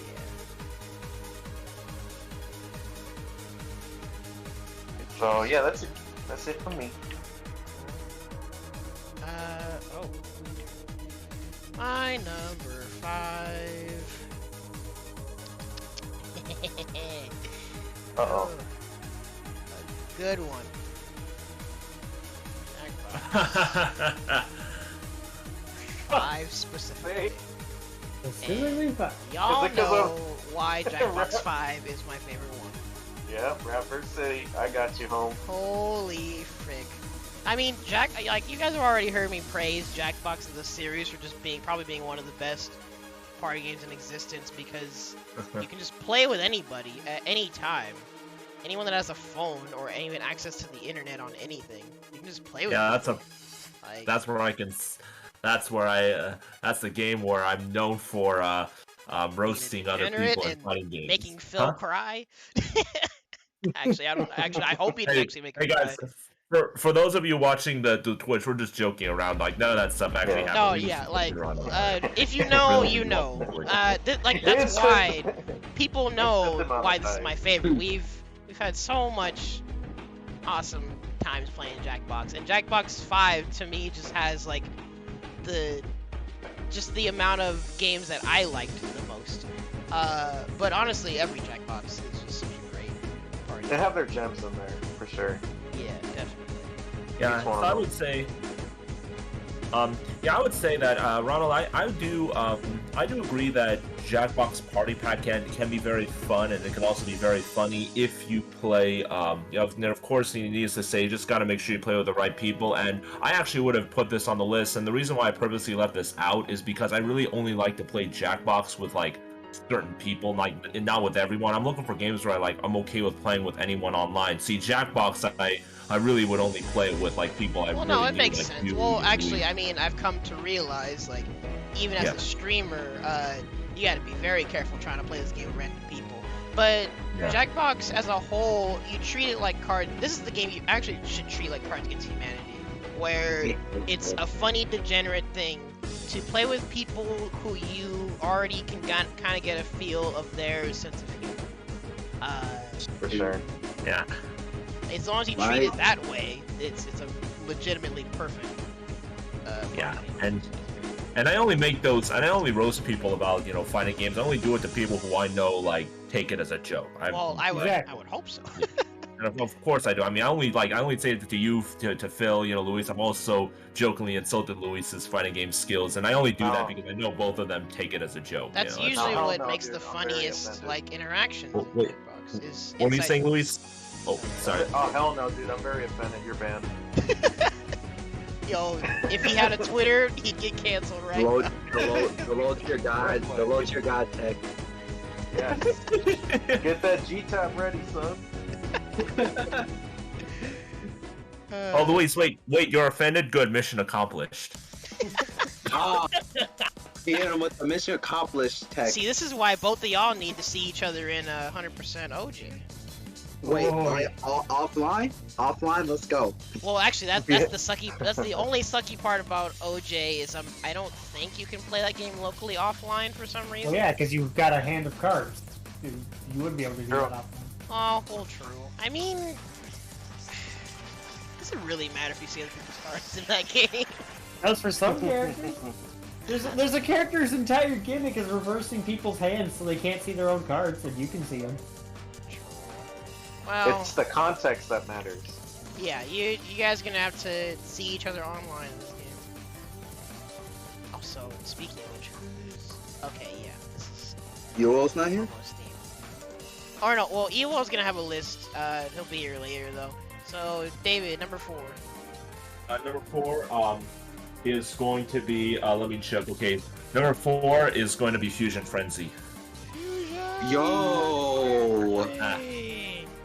Ooh, man, seeing Dexter as a teenager, dang. You mean Mega Man? Yeah, he is literally Mega Man. Boxer? I'll tell Wait, what? I'll tell you why I really like Fusion Frenzy. What I really like is all the mini games and game modes, and I really like how ahead of its time it was. It really, after that was released on the original Xbox. I mean, that's one thing. It was so ahead of its time. All the mini games are just so fun to play. It's really crazy. And I'm sure, if you see me locally, you can see how crazy I can go. Of course, crazy in a good way. You can see how, funny and crazy I can be playing that game. Don't blame me when playing with Louise, that's for sure. Never mind. Yeah, I'm don't worry thinking- about that. Oh, Banned. My Oh, bad. but we're not gonna talk about it. I'll be I the was thinking- CEO, don't worry about it. I was thinking I of still remember Fusion that Ball. time. I still remember that time. You know the sumo one, the cage sumo, where you have to knock people into the water. Yo, I still remember. Louis, I still remember that time where you didn't want an AI to win. You were already eliminated. It was you and me against 2 AI, and you didn't want a certain AI to win, a certain character to win.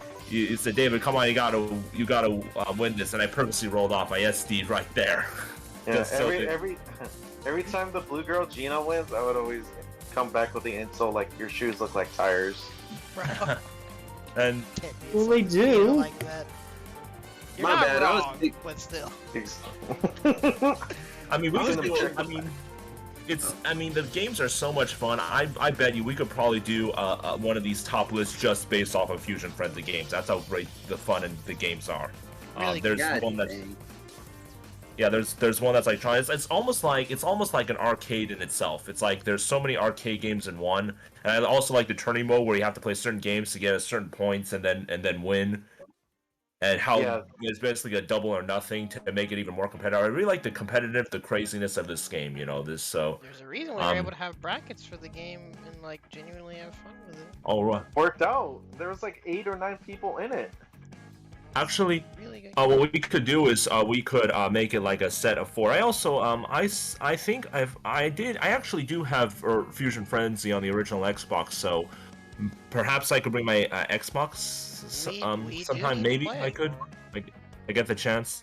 But yeah, I was thinking though, if we only have one setup, what we could do is if there, let's say 8 or 9 people sign up, we could just have like people sign into different groups, like maybe like the winner takes on the winner of the group, takes on takes on the other one of the other group, and they go head to head. Yeah, that's usually Or- how I did it. I did my own sort of like bracket finagling with it, Kind of like how Well, you don't- handle Mario Kart, and when you have like groups of people, like we've made it. Like there's a reason we've made it work. Like people just come and they're like, oh dang, what's this game? It's Fusion Frenzy. Try it out. Yo, this game is sick, and then it's fun. It's Well, don't forget, we use my console to actually play Fusion Frenzy. yeah. Yeah, and Luis, I just want to say, I'm sorry, I forgot to mention. I just want to say, we appreciate you bringing your own setup and console and having us play it. I mean, Definitely always I- encourage bringing that wherever we are. It's just a good game Yeah. to always have. For sure, if I man. could- yeah, you can bring your console. I could maybe sometime in a local, like you can bring your console. I could bring my original Xbox, and we might need 2 other Xbox controllers though. I don't know if we have Now, enough. I have an Xbox too, so we'll Yeah. have plenty. Don't you worry. Yeah. Have it work. Yeah. We'll But show. Good choice. Thank I you. was thinking Fusion Frenzy. I was thinking Fusion Fall. My bad. So I was thinking about the Cartoon Network MMO. Well, at least you're not thinking about Fusion Frenzy 2, because no one talks about that. For nah, good reason. I heard of Fusion. I think I've only played Fusion Frenzy once. I didn't play Fusion Frenzy 2, so Thank we're all you. good. You saved yourself. Trust me. Please have a Fusion Frenzy 3. I am praying there's gonna be one. Though I have a question: did Bungie make Fusion Frenzy, or was that another company? Was it Bungie? I Oh, just they're I think it was Bungie. Was it? Bungie? Oh, Really? no, You see, Hold on. No, hold on. I'm looking right now. PlayStation Fusion actually. Frenzy. PlayStation bought Blitz Games. It's developed by Blitz Games. yeah PlayStation bought Bungie, so there might be one now. You know, now that they're bought, there might be a Blitz? PlayStation version of Fusion Frenzy. Man, I'm Could kinda probably be curious. in a blue- Blitz games make anything else besides Fusion? Might be in a blue world though instead of a green Like world. stuff. Oh, Oh, they closed in 2013 from what it looks like. Yo, they made Oh, Glover. dang, they closed. dang. Yeah. Oh, they closed? I thought they were bought. I thought they were bought by Activision or.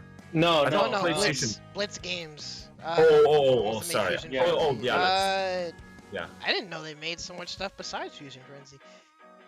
It's licensed. They made Taz? Huh.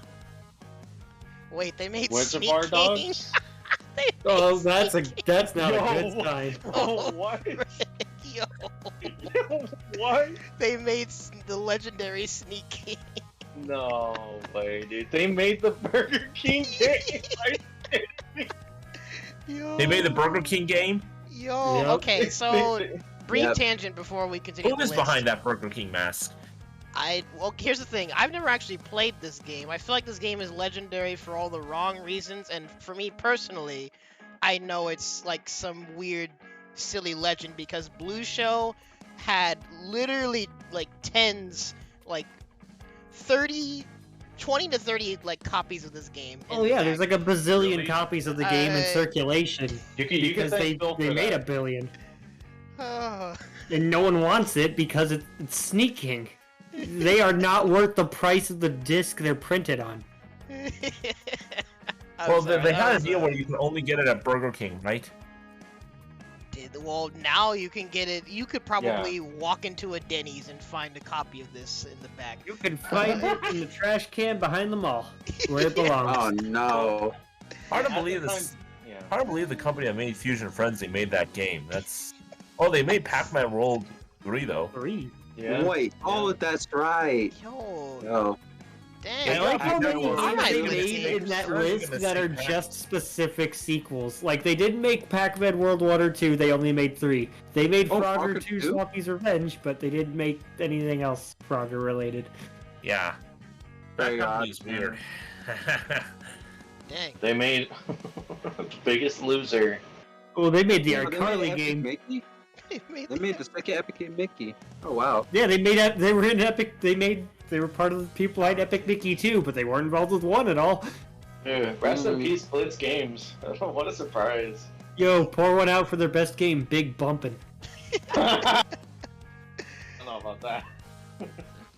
Dang. That I was just something like the to find final. out. Alrighty.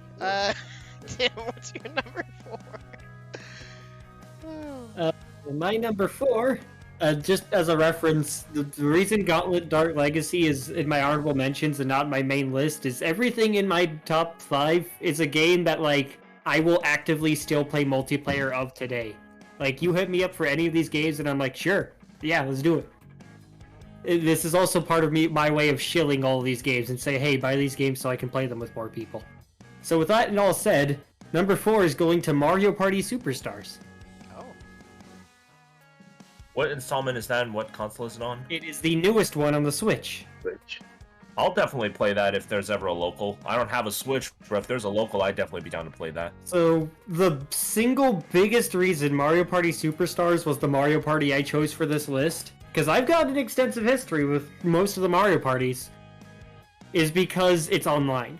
Mario Party Superstars is, after like a decade of them making weirder Mario Parties, and everyone being like, just give us back the old formula, you know, give us a board, give us chances to mess each other up, give us 20 coins for a star, you know, all that stuff. They said, fine, here, we'll do that. Here's a bunch of old courses and old mini games that you guys loved, and you can play the entire game online, and the netcode is amazing.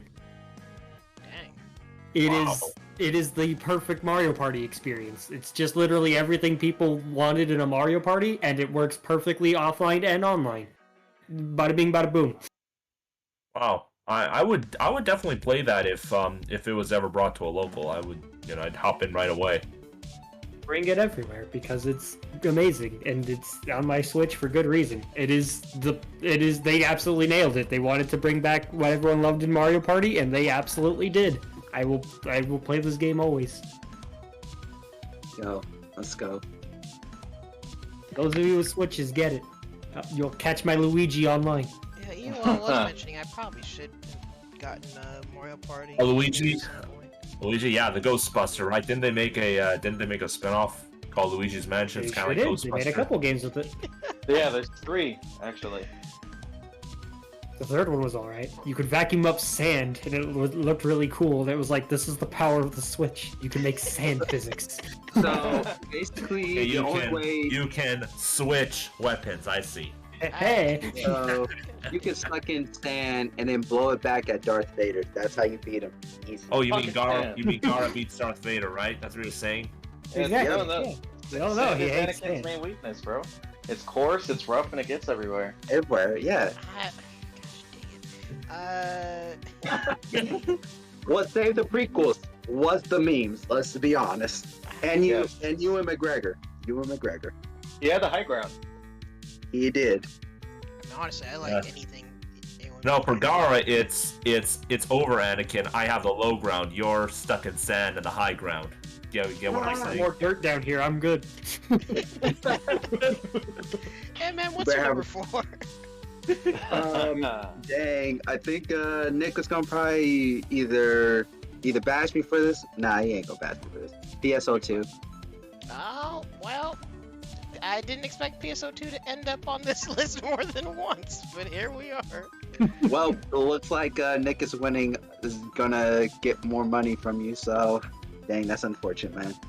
Some joke, I joke. I have a side bet for how many times PSO2 is on the list. But PSO2, because it's the only MMO that I've played so far where its story is pretty much done, and I could just play whatever I want, and I could play at any difficulty. I don't really have to worry about like if I want to go into a dungeon in say my top 1 game. I have to go ahead and grind. I have to grind up the wazoo. But if I want to just do the story in PSO2, I could just do whatever I want. Or if I just want to go ahead and hang out with friends and just be like, yo, I just want to go ahead and do stuff, I can do that as well. I could just go ahead and do anything I want. So that's kind of why I like PSO2. And it's free. And it's Sega. What more can I ask? Absolutely free. Makes sense. So let me ask you, I'm gonna. what's the I don't know if I'll be back. I don't know if I'll be back because I may get some more food. But never mind. I'll probably Got be a back. couple people between you coming you back on the probably list. have Yeah. time. Yeah. All right. So let me know Hopefully it when won't take long. Luis, what's your number 4? Okay, so my number 4 is going to be a game that you guys have not heard about yet. But I do want you guys to understand that this game exists. You may not have heard of it, but it's called Fusion Frenzy. So the thing about this game is that Tell me all about it. What is that? I've never heard of it before. it is a first-person shooter. It sounds like a crappy Mario Party spin-off. Oh god! No, so with Fusion Frenzy, it's Best And who joined the Discord? yeah. So David pretty much talked about most of the stuff that I'm about to talk about right now, but I'll go ahead and add some details to it. So, although there is a little bit of repetition on some of how the mini games work, I mean most of them work though. That's the thing. Like a lot of super fun ones in there, and of course you got the macro game, which is essentially like doubling down on the amount of orbs you get in the game, all or to increase your nothing points. game. That's honestly sick. Yeah, it was a cool little thing that you actually, when we were in the tournament, you and I were back and forth on that as well, funny enough.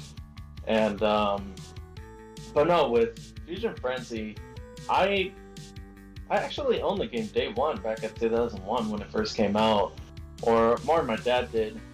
And yeah, it's been a blast ever since. Like just different mini games. Although you had only like 6 people or 6 characters in the game, whichever.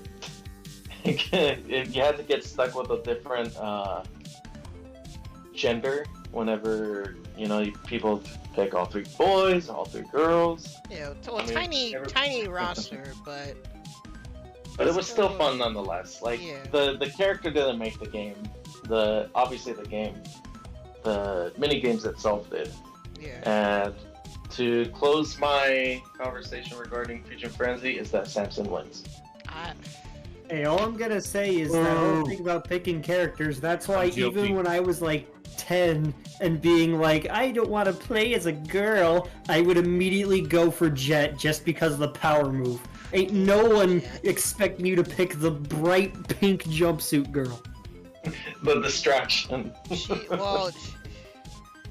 like, even in an old game like this, there's a little bit of characterization with all these characters, or maybe it's just me, or maybe actually some of us in general looking too much into it, but some of these characters, they get under your skin in their own ways.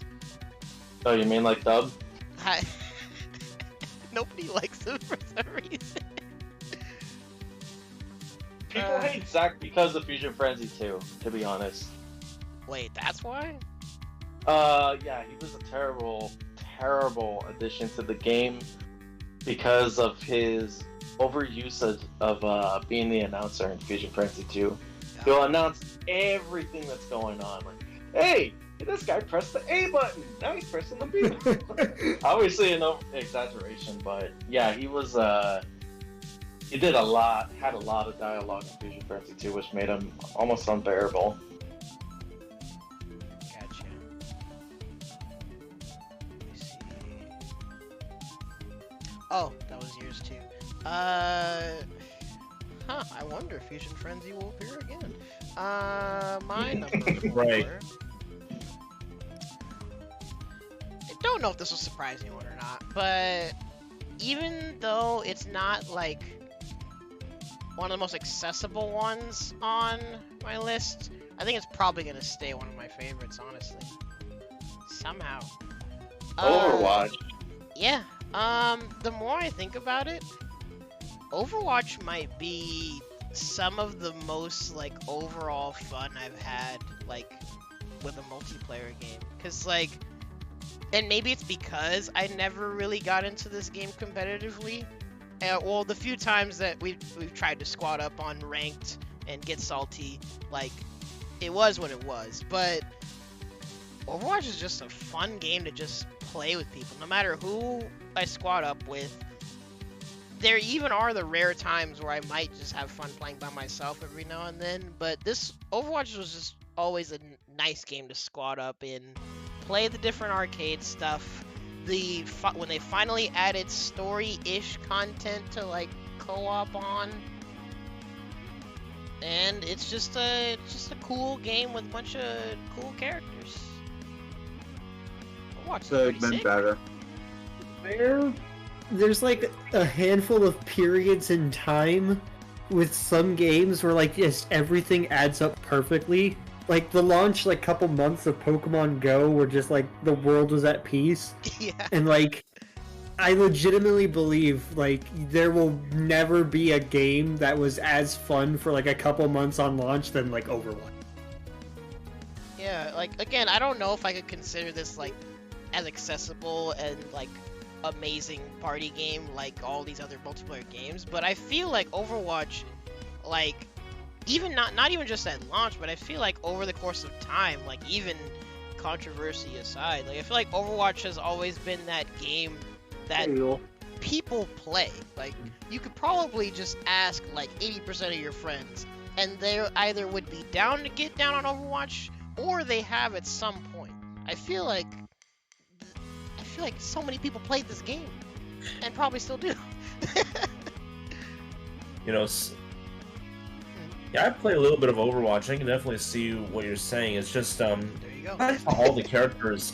It's not just a regular multiplayer shooter. There's like this one character who's like the basically the good transition from Call of Duty. But then there are also all these characters who have these who have like many different kinds of powers. It's really interesting.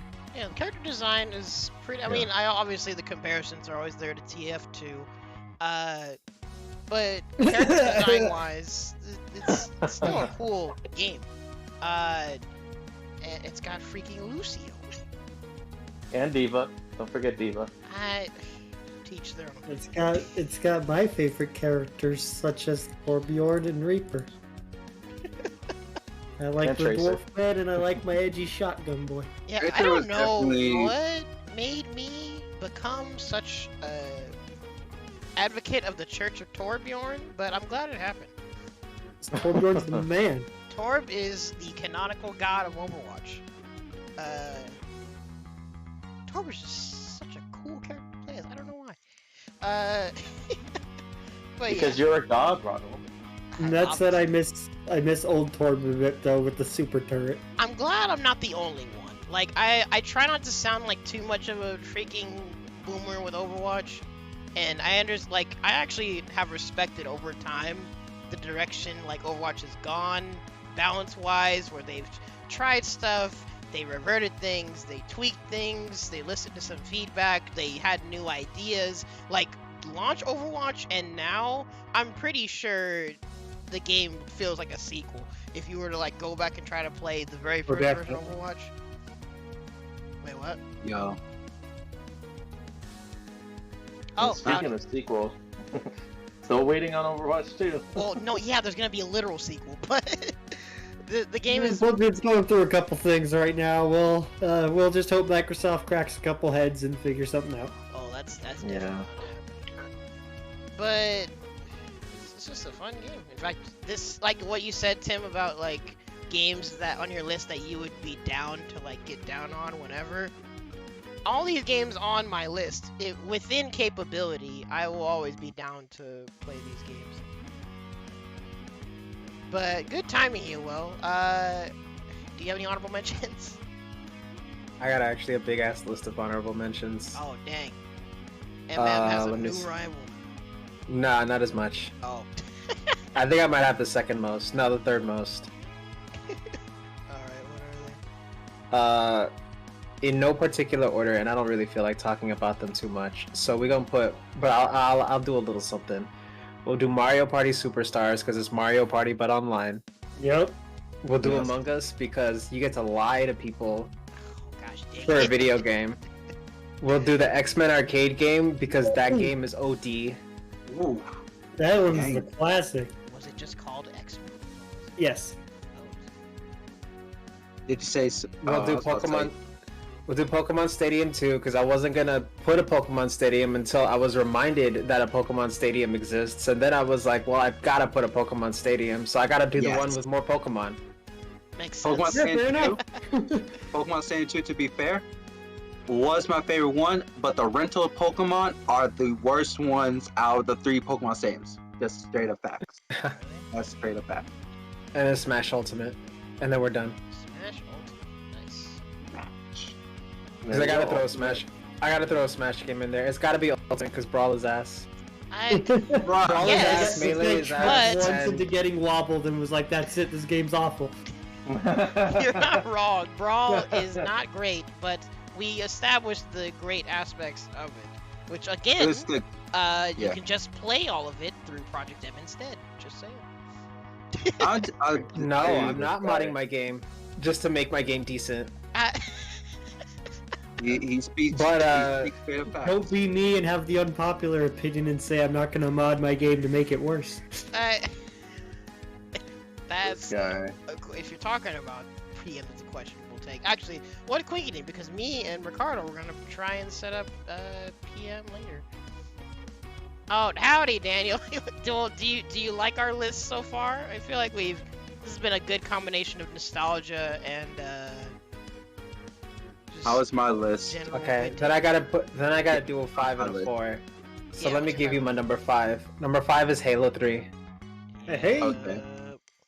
And I see it's on other people's lists, so I probably don't even really need to go into it. I could just skip straight to number 4. I will say one thing though, you can make your own fucking maps. Come on now. Yeah, Yeah, Forge that's has cool. got like. Forge But, is amazing. Forge is awesome. Yeah, how to say that. What was number 4? Hold on, let me look at my list real quick. It is the Simpsons arcade game. Yo, Ooh, Go. that's a classic. Good times. That's a good choice. Very good choice. My favorite part of it is in the intro part when it has everyone's quotes. It says that Lisa's quote is "embrace nothingness," and it's like, when did she say that? Very, Yo, very Lisa down to earth. Lisa Yo, Marge is broken and Homer is ass. See, now I'm gonna want to revisit the game in a different, older lens. So that's the whole Marge Bunny ears thing going on. If I were you, Ronald, I would try to get 3 people, because I don't even know if there's any way to play this game online in any way, shape, or form. So, See if someone There put it is, on I'd be Fight impressed, Game. and someone can let me know. so you might have to get a arcade emulator and then get 3 people like in the same room so that you could play co-op, and then watch as the Marge player just like cheeses their way to more points than you do, because the Marge player is playing a broken ass character. Should And then the should we March put a player soft pops ban? off, and yeah, and it's just like, but then what we would do is we would be like, okay, there's 3 of us, so that means nobody could pick Marge, and then we're gonna have it between, and the Homer was always last place, always, every single time. We would even switch it off, and each time we would just take turns getting last with Homer. Tragic. So whoever would win with Lisa or Bart would get to like truly pop off. I wonder if we could set up. Well, because there's something that the homie Sugar Bear is used to play Mario Party with people online. I'll just look into stuff. But Oh, so fair warning for top 3, for my top 3 at least, most of them are going to be Korean MMORPGs. Incredible. So, oh, yeah, well, actually, I was gonna say, since we're at that point, do you guys want to just go through your top 3s all in one go? Sure. So you guys can if you want. I can do So, that. David, if that's fine with you, you can go ahead and give your top 3. Oh, frick, David? Hello, can you hear me? Sorry, I There forgot we my go. mic was muted. No worries. Um, Yeah, we're gonna do our top 3s all in one go, so you can go ahead and just Okay. give your top 3. Okay, yeah, I was here. I just didn't realize my mic was muted. So No worries.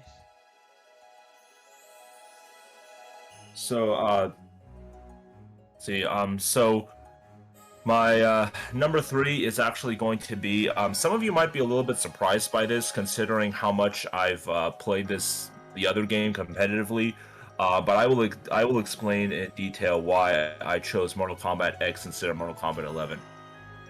oh wow. Okay. Oh, Yeah, because I know for people who know me, I played Mortal Kombat 11 for a while. I don't really play it that much anymore, but for a while I was playing it competitively for let's see, since the launch in 2019. So like a year, I really played it a lot, like a whole lot for a year and a half, and sometimes just as much as Tekken 7, if not more.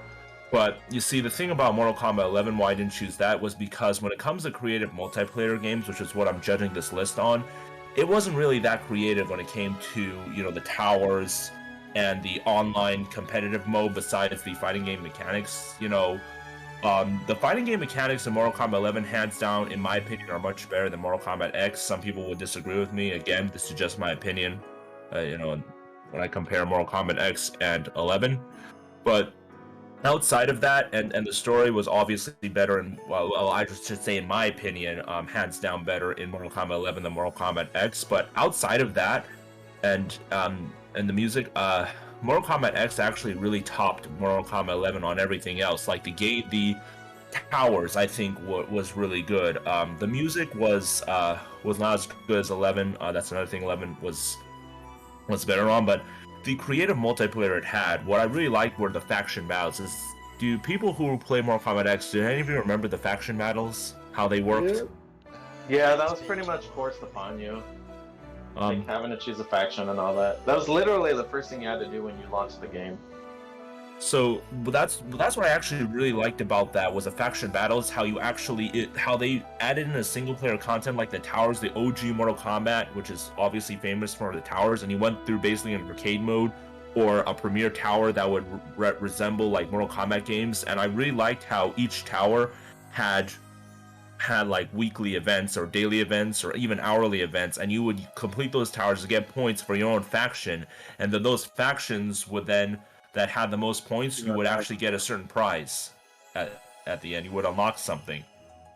And that's the competitiveness and the multiplayer, the creativity with how you could be competitive with other players while still playing single player content in the game, I thought was just really brilliantly done. I'd be like, wow, Ed Boon, that was a really, and NetherRealm Studio, to all the developers, that was a really great thing, creative thing you did.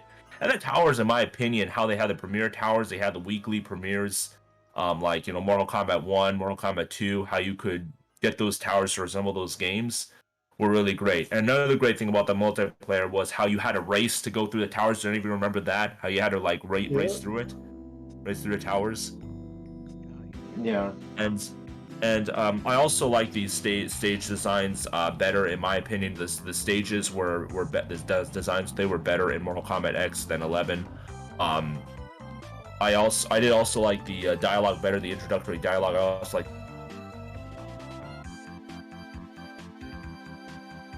the endings better. So really great and different from a usual fighting game. It's like they had a bunch of mini games in the Mortal Kombat X multiplayer mode, and there's just so much more to do when it comes to multiplayer than Mortal Kombat 11. As I said, Mortal Kombat 11, outside of the great fighting game mechanics it had and the balance it had, it didn't really do that well. The towers, in my opinion, were very repetitive. It was like, it felt a lot more like a chore to go through it than a privilege. It didn't have those faction battles, so I think maybe that's why it didn't motivate me to go through those towers.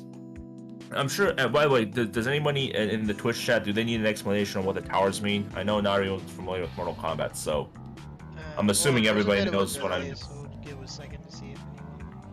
Yeah, because I'm saying this assuming that everyone knows it. Towers are basically a bunch of fights against AI you have to go through and then you earn a prize at the end. I think that's the best way to explain it to someone who knows nothing about Mortal Kombat. It's kind of like an arcade playthrough of fighting games. Yeah, with like different modifiers and stuff.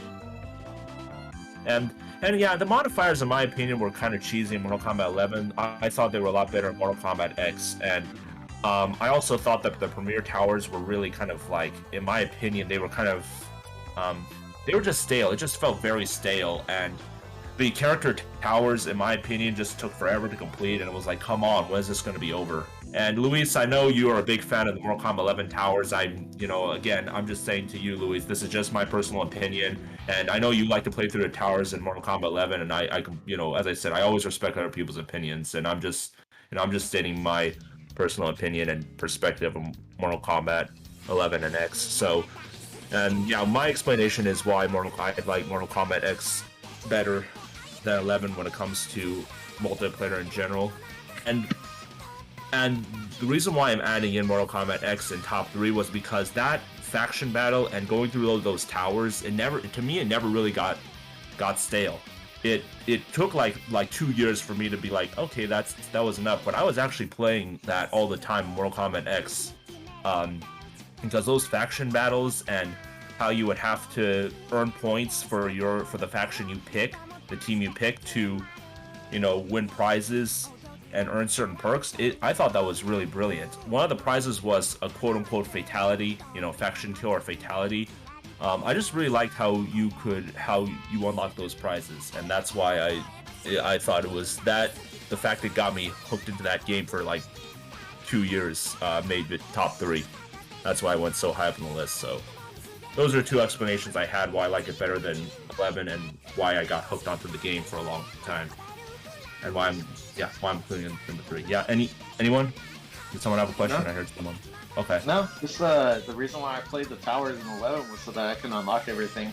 Because with the towers in 11, yeah, I was 100% runner in that game for sure. That's why I spent a crap ton of time in it. It was just more for the content that I could unlock, and then once I was done, I literally stopped playing the game. Yeah. You see, me, the reason why I think one of the reasons why I didn't play through the character towers was because I just got into Mortal Kombat 11 very competitively. I just got hooked on the competitive mechanics, and I was playing way too many ranked matches. I played ranked matches way too many times. I was going to way too many tournaments. I'm exaggerating, of course, but yeah, that's probably why I didn't do it. But in my opinion, though, the towers just, it wasn't like really as engaging as it was in Mortal Kombat X. That's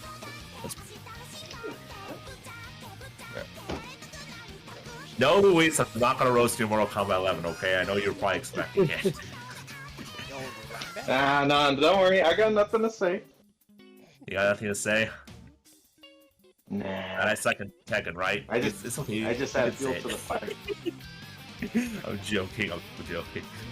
But no, all jokes aside, Luis, I remember back when Mortal Kombat 11 was when it was still popular, offline. You were actually doing really well in tournaments. You actually got really good at that game. So yeah, I mean, I joke that I'm an offline warrior, but that is kind of factual too.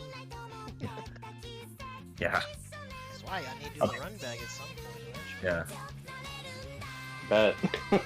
Yeah. Hopefully the next NetherRealm game will be announced at E3 because it hasn't even been announced yet. Some people are saying it might be a Mortal Kombat versus DC 2, which I would actually be down for, to be honest. People think it's going to be Marvel versus DC. Yeah, I've heard some rumor for that too. I think I don't think that's going to happen because I think Disney owns Marvel, and with Warner Brothers, I don't know if they're going to be able to make that deal. I think there's too many licensing reasons. But I would be down for that. So. Yeah, that's true. They have to make some really crazy things happen.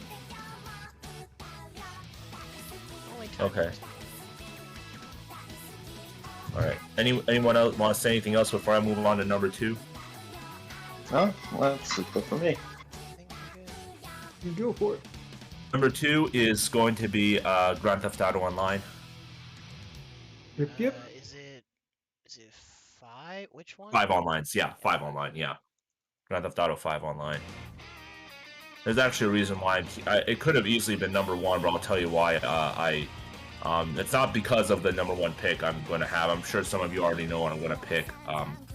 Please don't spoil it on the Twitch chat if you were predicting what I'm going to pick for number 1. But yeah, obviously it's going to be like Fusion Frenzy again. Fusion Frenzy again. Oh. Phil's gonna come Anyways. out of nowhere. Sorry, go ahead. Alright. Anyways, Grand Theft Auto 5 though is Grand Theft Auto 5, in my opinion, for a while, believe it or not, I really got into this game in 2016, and I actually was playing it non-stop all the way to 2020. I'm not exaggerating. I just got completely hooked on that game. I got addicted to that game for a while. It was so much fun. Here's what I think of Grand Theft Auto Online, really what it used to be before. I'll explain why I don't really like it as much as I used to anymore. Back in the old days, they had so many modes that were like an arcade game. To me, it was like walking into an arcade where there were so many choices. You could go through a survival co-op, try to gun down as many enemies as possible and try to score points. And then there was also a racing game. There were so many different kind of racetracks, and it really felt like a racing game. The cars actually felt like they were hooked onto the street, and it felt like a legitimate racing game. And they also had some. Have you any of you know the stunt races? Think of it as a Hot Wheels racing game. I know they have one now, but even back then they had something like it, where it was just really crazy at racing games. You could also do online heists. Of course, it's Grand Theft Auto, where you could cooperate with people on how to get the mission done, how you could communicate with the other people. Sure, it was frustrating at times, and it did take some grinding to get to the top. But as someone who really saw it as like this one big arcade, it was just so much fun to do. There were so many. Does anybody know what the adversary mode is? Adversary modes are basically original modes done in Rockstar. There are a variety of modes. There was also one that was like Tron, where you would have to actually put a line around someone and try to get them to run through the line to score points and, kill your opponent. There are also some last team standing games that were created by other players. The great thing about that is that other players could create original games. So there was one where it's a last team standing where you have to run across a platform. It would be kind of like a platformer game where you were trying to avoid other cars knocking you over and killing you while trying other players. And this was basically a team match. A team would take turns. A team would then have a turn being the car and running their opponents over, while they're going through a platform. And if you actually made it to the other side, you would then access like explosive weapons so you could destroy all the cars. And there was also a minigun versus armored car games where there were some bulletproof cars there, but miniguns could reach through it if they were shot enough, so you had to knock the people over with the cars before they could gun you down. And these are just like two so many different game modes there were. Here's what I think solely caused this game to get stale. They then added in a business which was focused more on making money and starting an empire, and it slowly took the fun away and players away from those quote unquote arcade games they had. And it was like the CEO and the motorcycle club and all that. And nowadays, and ever since they started adding in more updates, they crowded a lot of things in the PS4 version. Is that they more lag has now occurred. So every time I try to play some of these modes, these old modes, there's just too much lag. It's like I have to wait like 10 minutes now to go into another mode. It's still a really fun game to play. The business missions, starting a business or CEO missions are still fun to do. But in my opinion, it just doesn't have that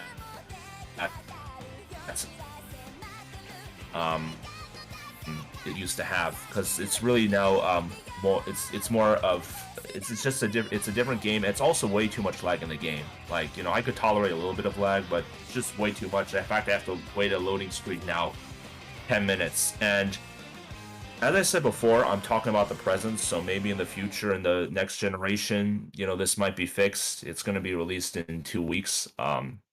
They're releasing on the PS5, so we'll see about that. But right now, it's just, way too laggy, and those nostalgia games also got taken away from Rockstar as well, and people stopped playing them, so it's just really hard to access them right now. So, another sorry if I didn't realize how long I was talking. Does anyone have any questions or comments before I make my last comment? No, you're good. Good. Okay. Huh? Okay. So yeah, and that was the thing, is that it is that I really got addicted to it for like 3 years, and there's just so much to do in that game. That was the great thing, is that there was so much to do, and you could actually earn money in that game and then spend it to buy things and all that, so you would actually feel rewarded for getting the money. And nowadays, in my opinion, it's way too easy to make money, so it's more like just starting an empire and all that. And in my opinion, that's just not what GTA Online was really meant to be, So.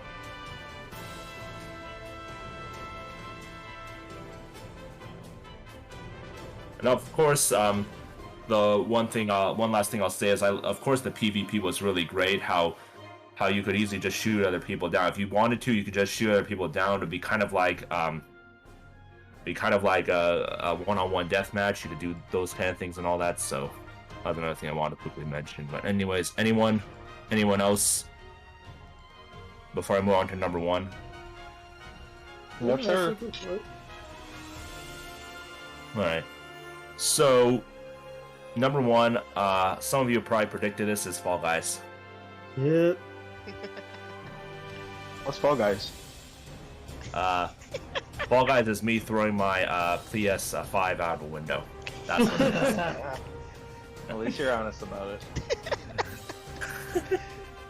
because I missed 5 in a row. That's why. Anyways, so a lot of you know Fall Guys, so I won't really explain it that much. But You probably still who are remembers best the at date? it of all of us, to be real. Huh? You probably still the best are the best at it out of all of us, probably. Yeah, I probably defeat all of you. You're right. I'm just kidding. I'm kidding. Well, I mean, Yeah, if it was on the Xbox, then maybe I would compete. They actually are releasing it in Xbox, I believe. The leaks, I don't really trust leaks that much, but the leaks say that they're going to release it on Xbox in May 2nd. Release it in 5 days. Wait, May, They're going to release it in 2 months? May. Yeah, in Yeah. 2 months, and they're actually gonna. I'll actually say this in a little bit, but first that's what leaks say. It's also gonna be free to play too. They're gonna make it free to play. So I'll explain why this is definitely my number one.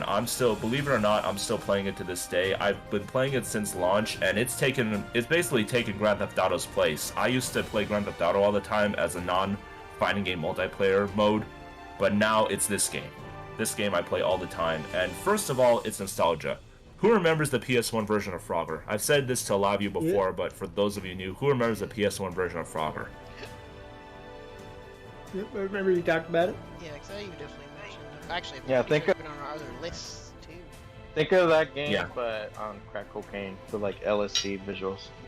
Yeah. Pretty much. Basically, Fall Guys is like the sequel to Frogger I always wanted. You know, I know a lot of people, Blue Shell, a lot of people in general, think of it this way. A lot of you guys like Mario because, like, the sequels to Mario, because it's kind of a nostalgia thing. It reminds you of what you grew up with, right? Think of, I mean, I may not be exactly right, but you at least understand what I'm saying? You know, a Yeah, lot I of people understand the play point. Mario for nostalgia. I play Fall Guys because it's nostalgic based on the Frogger 1. Frogger PS1 was basically my childhood game, and I still play it from time to time. It's such a fun game. I've explained in other streams why I like it so much, so I'm not going to explain it much here, but I really liked it. And Fall Guys, to me, the only reason why Fall Guys is not exactly like Frogger is because the guys are not frogs. If they were frogs, it would be exactly like the Frogger Giant sequel I multiplayer Frogger. always wanted. And yeah, Fall Guys pretty much is like the Frogger sequel I always wanted. And the great thing about it is it's actually gotten really great and creative. They've added in different theme seasons. Season 2, they added in a medieval theme. They added in a winter and Christmas theme for the December release. They then added in a spaceship and a cyberpunk theme for season 4. So even for a Fall Guys, think of it this way: Frogger if it had a cyberpunk map. That's what it is. The Frogger PS1 if it had a cyberpunk map. And then the 5th one was a jungle, and then they released a party pack, which is basically an extended version of season 1 for season 6. But no, I don't want to sound like I don't want to go on here like I did in GTA. So I'll just stop there. The big thing about this game, though, is that the makers of Fortnite, Epic Games, they bought Fall Guys. The makers of Fortnite now own Fall Guys, and they are planning to. Yes. This is where the Xbox release comes in. I'll now go back to this full circle. The leaks say, I always take leaks with a grain of salt, but some of the leaks I've seen that have been discussed on YouTube videos, that's where I saw the leaks discussed. They're going to be releasing, because of the funding they're now getting from Epic Games, the makers of Fortnite, right? That's what the company is called. They're actually going to be releasing like a major expansion of Fall Guys, and they're going to be quote-unquote starting over again with Season 1 again, but they're going to be releasing so much more maps, and it's also going to be free to play, and there's also going to be so many challenges, and they're also going to be like so many other game modes. It's basically now Fall Guys, but with the budget of Fortnite. That's what they're planning to do. That's what it looks like they're planning to do with the game, and it's going to start in early May. That's what they're saying, and they're also going to be battle passes, of course, and everything like that. And the great thing about Epic Games, is that they say that they're letting Mediatonic, the creators of Fall Guys, keep Fall Guys authentic, but they're saying we just want to fund you because we think that, you know, Fall Guys can be so much more than what it is now. And I just want to clarify to everybody here, I'm not trying to push anyone to play Fall Guys, it's okay? I know I'm the only one from the group who plays Fall Guys, and you know what? I play it because I enjoy the game, not because of how many people like it. I play it because I personally enjoy the game. And I respect everybody's wish not to play the game. You know, I don't want it to sound like I'm being pushy. I'm just saying what it looks like is happening with the game. That's all I'm saying, and why it's number one. Honestly, So if there weren't like 20 bajillion other things I have to do on Thursdays and other days, I probably would be playing more Fall Guys.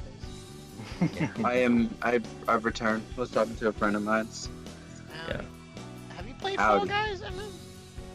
No, I do not play Fall Guys. Well, have you played Yeah. it ever? No, but I've seen people play it. No. Yes, Yeah. If it really comes You guys out are on probably scared of Xbox me. free to play, that would be pretty convenient to be able to play it on the Xbox too. I mean, it Hey. it looks fun, but I'm like, yeah. But Fall Guys it is does up look like there on my there'll be- list. Like, just personally, I like it. It's probably one of the best, like, gamey kind of games. Like, it's one of those things that, like, it knows exactly what it wants to be and the kind of experience it can provide, and does it perfectly. It's just, hey, we're putting like 60 players in an obstacle course. You can bump and grab into each other. The physics are kind of silly because you can like mess each other up, Hang and on we're to putting people. obstacles in the way. It was exactly what it wanted to be, and it does it perfectly. Like, Yeah, I honestly, have a lot of Fall respect Guys for is it. It's game Exactly. piece on an obstacle course. That's one way to put it, and that's a good idea. Exactly. You know, Tim, you really did a great job at explaining that, and that's exactly what Fall Guys is. And let's see, I was going to say something I forgot. You see, the thing is that Fall Guys, like you're right, they know exactly what they want to be, and they execute it very well. That's the thing. It's one thing to have these ideas, but it's another thing to execute them. And the way they executed was really great. And what another thing I really like about Fall Guys, though, something I forgot to mention, is the fact that they really it's a real reminder of what video games were originally designed to do. I know that there's so many games right now where a lot of people rage and then they just want to compete, or they just want to, they just want to like, find competitive modes, or or get certain skins, spend money to get skins. But what Fall Guys does is that, first of all, there's a grinding mechanic, which is great, but it also people on it, so you can't really hear people trash talk you. So they make this game really family friendly, and it really like brings back that idea of what video games were designed to be in the old days, like just designed to have fun, relax, have fun, and no how should I say, what am I saying? I'm trying to look for the word. Lack of toxicity. Of course, you're always going to find some toxic players. I'm not going to lie. When I play the game, I've had a couple of people. Avoid it, to be real. Yeah, I've had a couple of people send hate messages to me because they lose the game, and I'm like, that stuff happens. But I've literally only had 2 people. I've been playing this game for what, a year? It's all a year and a half now. I've literally only had, of all these people I played with, 60 players per game. So I probably played with like thousands of players. Literally only 2 people send hate messages, and that's only because I actually, because I was set up to receive messages. If you just set up your account to say don't receive messages, you're not going to experience any of that toxicity you see nowadays online. And that's what I really like about Fall Guys, because it's a real reminder of what video games were originally designed to. It's designed to have fun and relax, instead of getting competitive and being toxic, which is what a lot of games are nowadays. for sure. That can be a breath of True. fresh air if we need it. All right. So, yeah, makes sense to be your number 1. It's cool that you still been playing too. Yeah, I'm not quitting that game anytime soon either. Yeah, I agree. Stardew and Gang Beasts is pretty good. Alright, then, Tim, what is your top 3? Me? Oh shoot. Oh, my bad. My top 3, my number 3 is Risk of Rain 2. Oh, yeah. I mean, of the various games I've seen get pinged, like when you see your Steam friends are online, I feel like I see that a lot. It's for good reason. I think Risk of Rain 2 did a very good job of capturing like a roguelike kind of game and putting it in like a 3D environment very well. And then the fact that it's all entirely multiplayer as well, like you can just play the entire game with people, is phenomenal. It's super fun to play with other people. It adds more enemies and items to get if you do it, so it's super fun to like try to see how much crazy you can get because of it. The game has like a billion modifiers that are good. Like, I'll be honest, I was never really big on like rogue kind of games for the longest time. Risk of Rain 2 was the one that like really got me, of like the, oh yeah, sure, you just kind of replay them over and over. Yeah, I don't really care. But then this one I was like, this is just fun to play. Like, the core of the game is fun, even regardless of like having to get certain builds or certain items or certain things. It is just the way the characters are built is just really fun to play and move around in. There's a character that's got like a grapple arm and a rocket punch. So you have not had fun unless you've been swinging around and rocket punching all over a level. Like, it is a blast just to move with that character. You don't even need to do anything else. And then on top of that, you're fighting hordes of things and getting items and doing cool stuff. So like, it's everything I wanted in just like a fun little 3D game, and then you can play it with friends. And it's incredibly fun. It just got its DLC like yesterday too. And it added a bunch of new items and a couple new characters and a buttload of new maps, and it's amazing, and I'm very happy with it. Odds are you will see me playing this often if any of you have me on Steam, because that's what I've been playing recently. Yeah. It's cool though. I Risk of Rain, people, I'll play it with you guys. That's my number 3. Number 2 is the other game I play all the time on Steam, and that'll be Team Fortress 2. It definitely had to be in here at some point. It sure did. It is. Team Fortress 2? Oh, go ahead. It's the online shooter I've played. Like, the shooter I've played the most. I am in love with this game. It is... I think it's a level of, like, design and gameplay that has aged perfectly. I think Team Fortress 2, like, compared to most other, like, teen games, is phenomenal in just the way it's been balanced and the way it works out and the uniqueness of the characters and the unlocks. Because, like, I've got this problem with most online games that, like, I'm really nervous to play them because I'm worried I'm not doing good enough. Like, if I play Overwatch, I could only ever play it with friends in, like, non-serious lobbies because I was always so worried, like, if I don't pick the right character and I don't play right, I'm holding the team back. Or, Team Fortress 2 is balanced so well that even if your team has a handful of people who aren't providing like a ton of great stuff to the game, you'll still put up a good enough fight. And because of that leeway in how it's balanced and how much time it gives you, it encourages you to experiment and really find characters you like and really play around with it. And you don't have to be the best player.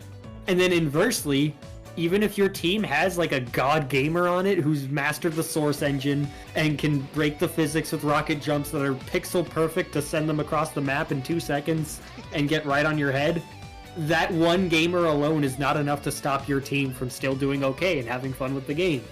Like, and even if they are that good, you can just pick the right characters and items to try to counter them, and they're gonna need their team to help. It's the perfect balance of like a team system for a shooter that I think has done, like, it's deceptively like deep and requires a lot of skill to get good at, but it's simultaneously very friendly and inviting and says, hey, take the time to learn all this stuff. So like TF2 is the game where nowadays if you're playing it, you're gonna be in lobbies with people who have several thousands of hours in it and you might be intimidated. But I've seen people with that get matched up with people who have like 3 hours in, and it all gets evened out in the team, and it all works out. The game is still a blast to play. I will shill this game so hard. Like the real talk, this is a game that like you can master. There is, because it's a source shooter, like it has so many like tricks and quirks in it. Rocket jumping, it takes some work to get like really down with, But if you learn some stuff with it, you can move faster than any other class. I always think that's like some of the best like ways to approach game design, like competitive or not. Is you have a low entry floor, but potential for a high or relatively high skill ceiling. Exactly. That's part of the biggest appeal for it to me. Is it's very good at that. It's very good at like you load it up and you're like, what do I want to do? Heavy has a minigun and a lot of health. Okay, I will get to a place and then shoot minigun at people. Yeah, that makes sense. You don't need to learn the fancier things like, oh, coordinated pushes or, oh, what tool do we use best? You know a minigun's good when you shoot it at people, so you can do that. See, that's cool. See, TF2, it's still free to play. There's a couple bots that are spamming a bunch of servers, so it might be a little hard to play, but you should still play it. And then my number one is, I joked about it a little before stream, but it's the only game on here that doesn't have great online. And it had to be on here by default. It's Smash Ultimate. Yep. Are up there for almost my favorite game of all time. Smash is still, to me, like, the ultimate game. Like, it is just so much stuff you can just have so much fun with at any level of play. Yeah, you can play it competitively. Yeah, you can play it super silly. You can play it every level in between. There is never a time, like, I will say no to playing Smash. It is the ultimate fun experience. It's the kind of game I just where wanna if you say- took a screenshot of it and like showed it to someone from like a decade or so in the past, they'd think it was some elaborate, like, Yeah, fake. Ultimate is like a dream come true game. Yeah. Dude, Smash Ultimate is such a... It genuinely is a dream come true. It's a culmination of video games, dude. It really is. It's the closest thing to official Mugen. I just want to say Yeah, that I just want to say that you know, Smash Ultimate, even though I don't have a Nintendo Switch, I just want to say Smash Ultimate is just such. I've played it, you know, at locals, and I have to say it's a very enjoyable game. And even though I am horrible at it competitively, literally anybody can beat me in that game. I'm not ashamed to say that anybody can beat me in Smash Ultimate. But I like playing the game because it's really enjoyable and really fun. And I agree, you know, you can play it on a competitive level, a casual level, or somewhere in between. And you know, and the single player content is really good. Like the classic mode is really, really fun to play. I played through the classic mode several times. Yeah, the unique just a really modes for the characters is really cool. It's fun to play through a bunch of them. Like, Smash Ultimate is like, they absolutely what was that? nailed, I didn't hear you. like, the classic modes are cool. I was agreeing with you on that. I like the way they did individual ones for the characters. Yeah, and I have to say, one of the most surprising things I've ever seen in gaming was adding in Kazuya Mishima into Smash Ultimate. I'm like, No one what in saw the it. world? And, like, No. that's even, like, that's great, too, because, like, Smash is... The biggest thing to me that makes Smash work so well, too, is kind of similar to what I was trying to say with TF2, of, like, oh, that barrier of entry. Smash Ultimate is a really low barrier to entry game. And that is, like, the best part of it. Like, legitimately, all you need to know to play the game is, like, oh, you hit people, high percent means you get sent further. If you get knocked off stage, use your jump, and then do up and B to jump back. Yeah. You To learn be those and you're like, fair, okay, it's cool. not as low as like the stigmas around it, but it is that game that everyone can play or has played at some point in their life. Like, it's not rocket science. Yeah, Really jump it's in and definitely play. not like, not everyone can just pick it up and hop into a game and be fine with it. Some people have to recognize, like, oh, where's my jumps, where's my things, oh, am I getting hit? But that barrier is, like, really small. It is very easy to get into Smash. And then you have a character you like in Smash. At this point, there is a character you will like. Bro, if I got, you like, 3 or 4 somehow characters. don't have a character you like in Smash Bros, you're lying. You've never played a video game. Yeah, you would have to have never played a video game in your life. Hello there. Yeah, it's my favorite. This is the multiplayer game for me. It just sucks that out of every game on my list, I guess, except Gauntlet, it's the one with the worst online. But Yeah. Freaking Nintendo. Hey, Hey, Tekken's I can I've experienced that, Tekken 7, at launch. It's still the PS4 version of Tekken 7 at launch online, in all honesty, was really, really bad. It was like underwater Tekken. That's how bad the lag was. I mean, they've obviously gotten a lot better nowadays, but it's still nowhere near as good as the PC version of the game. Yeah.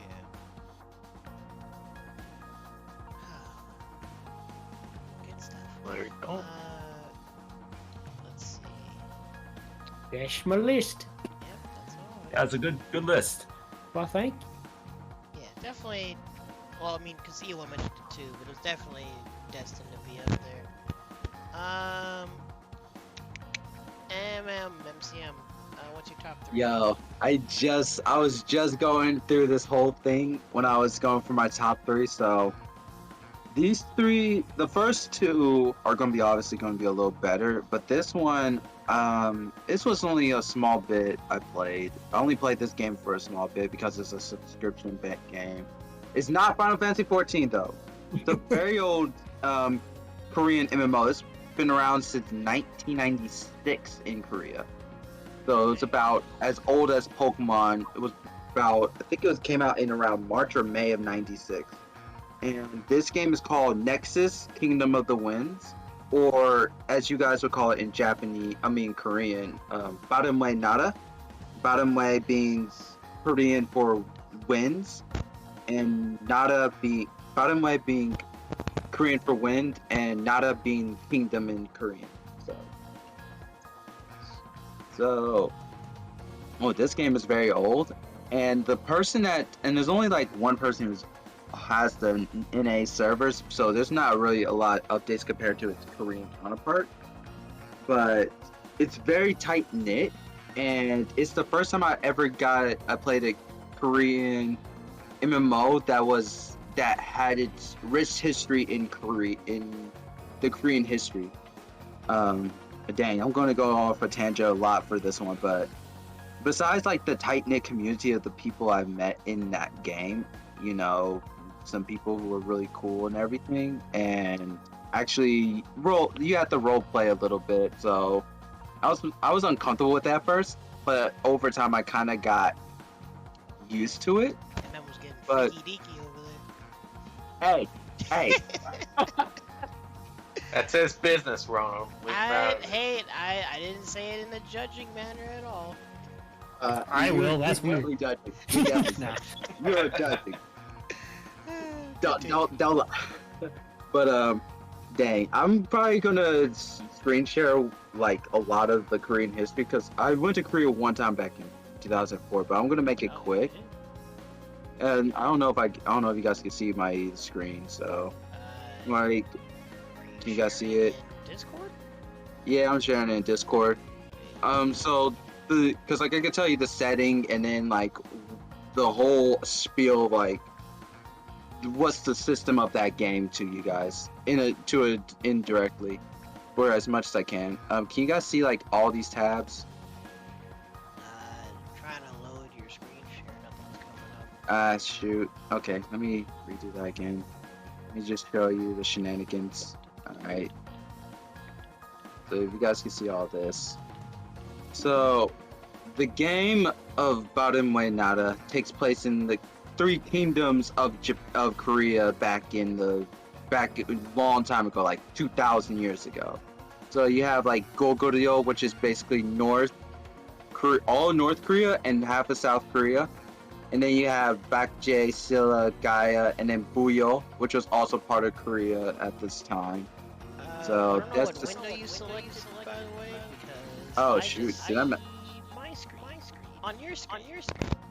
And Oh, I well. can't- Oh, well, unfortunate. Okay, well, I'll just go ahead. You guys can do the math Take a or the screenshot. homework if you guys can, but it takes place in ancient Korea and a little bit of China, Mongolia, and Manchuria. A little bit so basically ancient Korea at the time. So, and there's like rich history of Korea, like from its leaders, like say Daemusin or Muhol.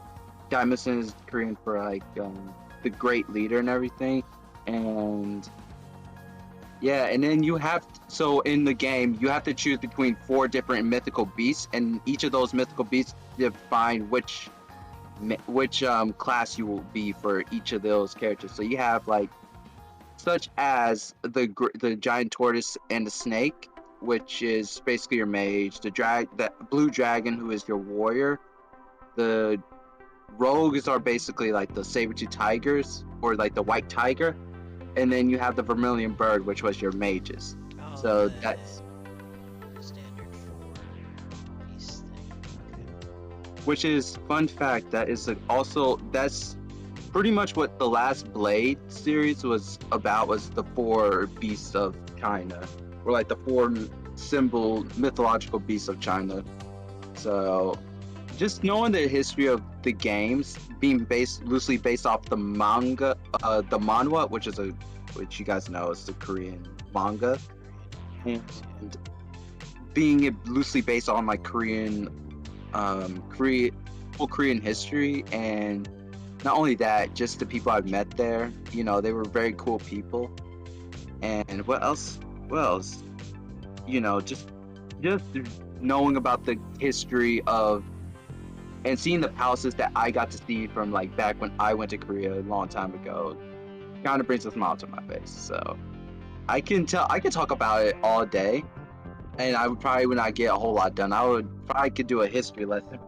I could probably do a lesson for this, but I'm not gonna try to do that. I know everybody's gotta do stuff and everything. So that's why it's my top. That's why it's my top 3. It's one of my favorite MMOs, and I wish I could go back.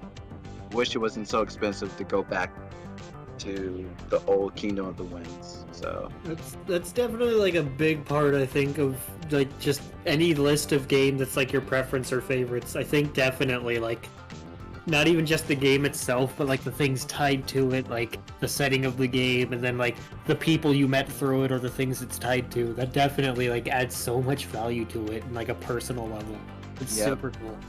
And even those old games, it's like, the combat is not as flashy as it is in its Korean counterpart. I do appreciate for what it at least tries to do. There's even many games that are based off of real world games.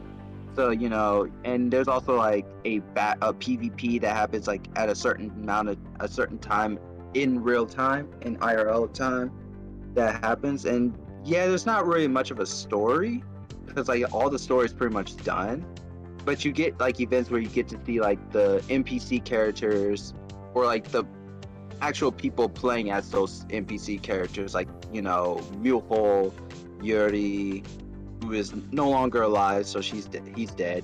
That was for all those who don't know, King Yuri in Korean myth is the father of Mulehole. So yeah. Oh dang. Okay, I'm gonna stop right there because I'm giving y'all a history lesson. Ooh. Okay. But I guess I'll go with number 2.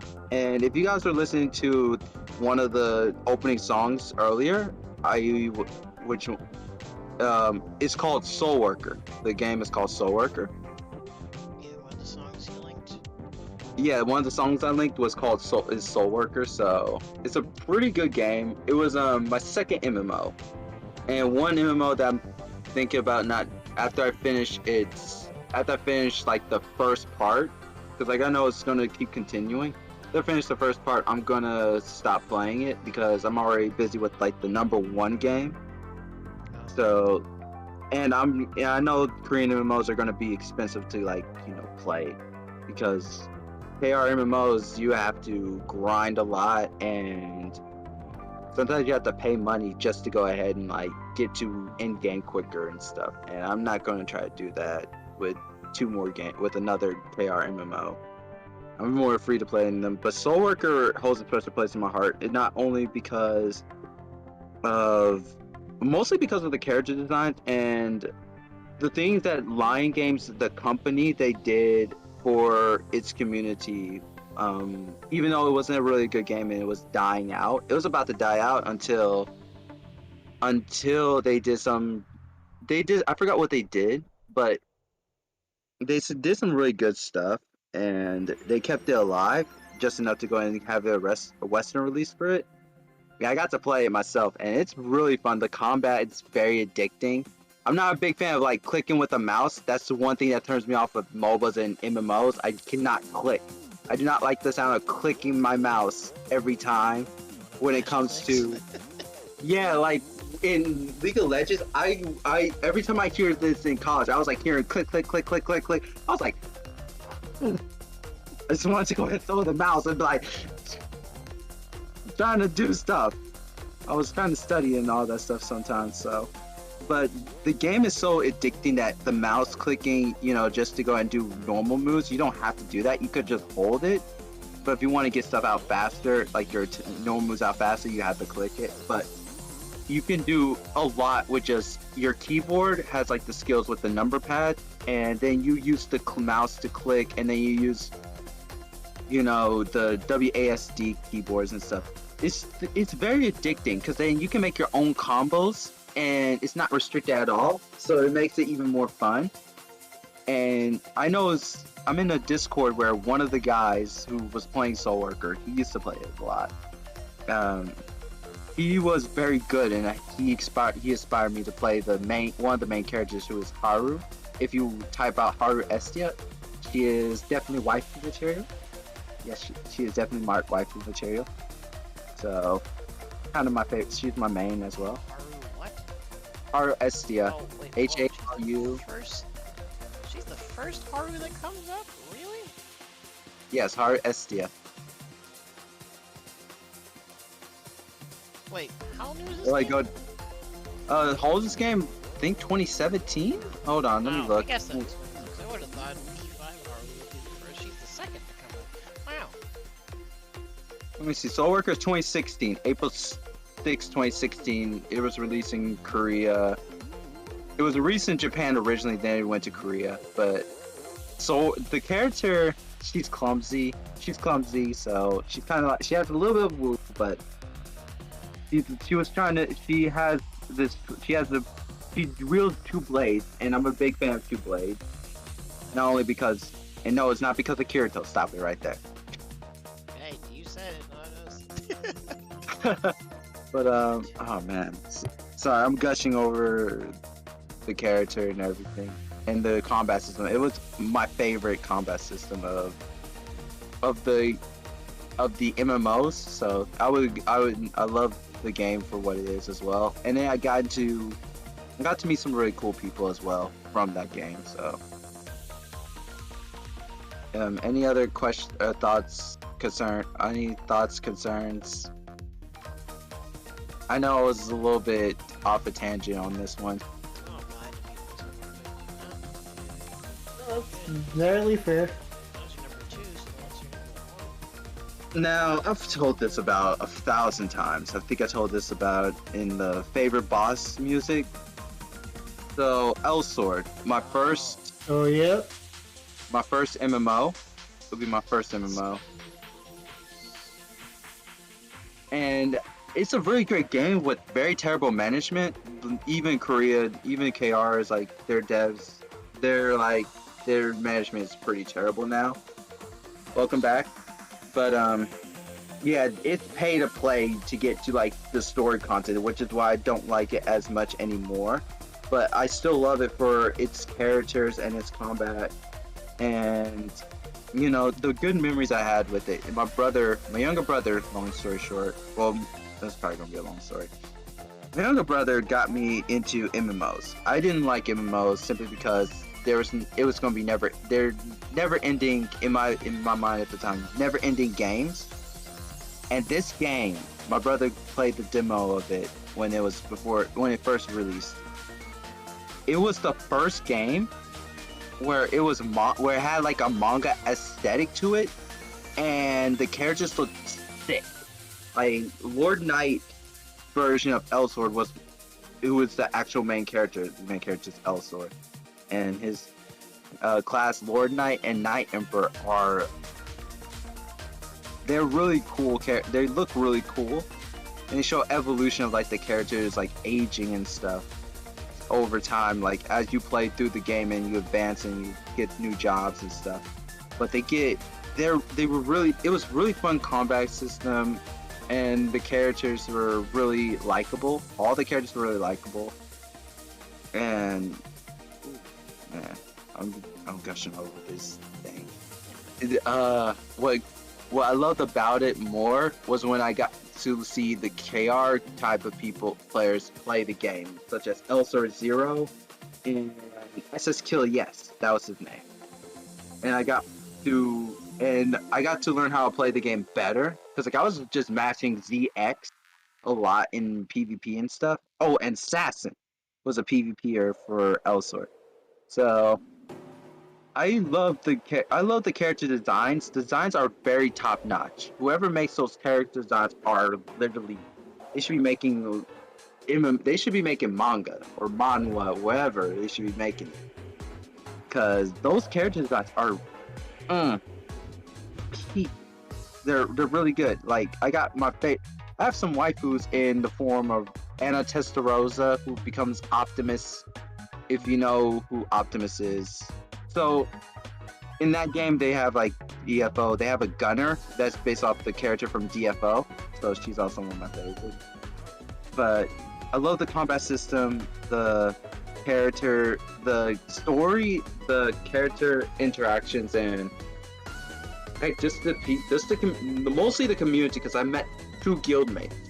I'm in 2 guilds, and both of them are very welcome. They're very warm and welcoming. So, woo, dang. You went on a roll. That was a like, I could go on and on about it, but if I go on and on about it, I'll talk about one more thing. The boss battles can go, like, the boss battle music goes hard, and even though the boss battles are pretty bad now, man, can I tell you about my final boss, Bertha, and his final boss theme. Best final boss. That should be a boss. That should be a music. That should be a song that should be played in a final boss, in the final act of the final part of the story. I don't know what KOG was smoking when they put him as a raid boss, but he should have been the final raid boss. That's how sick his music is. I was like, I want to play him so bad. I literally hurt my back trying to keep on grinding just to get to that level. And by the time I did, it was like a year passed, but by the time I did, I managed to beat Birth, and I'm happy. So, as we say in the business, we take those. we take those. Also, I will show waifu characters just for everybody. While you guys are talking, I'm gonna look for all the waifu characters. Because man, are they all sexy? I can say that. Honorable cause. Man, don't make. Oh, and I will tell you another interesting one bit before I go ahead and stop this. Right.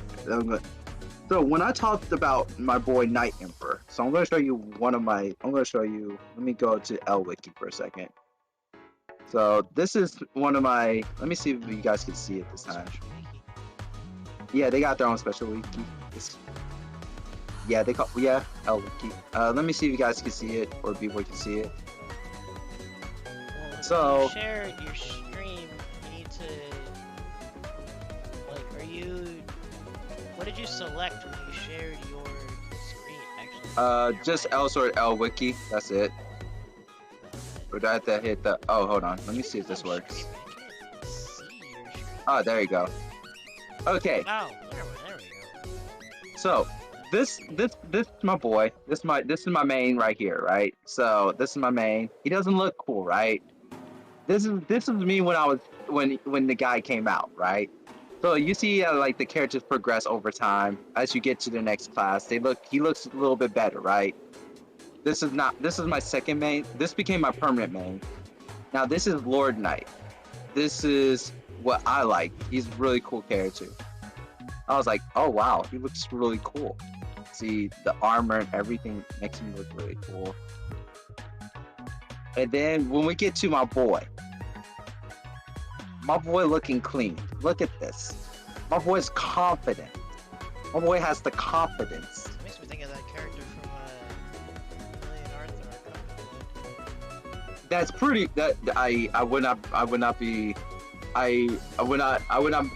mad if you thought that this character was from that. Just the design. That's what makes me think of. The design. Look at him, my boy grown up. My boy's a man. I was like, this is my boy. I went off a tangent with my friends, and I was like, oh my gosh, this character looks so cool. And then, oh man. But yeah, all right, I'm gonna stop gushing. That is my top 5 and my honorable mentions. For real? Any questions or concerns or any comments? Concerns. I Yeah, just think it's dope how much you were into this stuff. Like, I think it's hype when people have that kind of passion for it. It shows that like the game means that much to you. So I was totally happy just to listen to you gush because it's like, yeah, this game's must be Put the sick. waifus in the waifu channel, bro. I mean, yeah, I've lost that love for it now a little bit, but if you told me that they told me like, hey, we're just gonna stop gatekeeping everybody.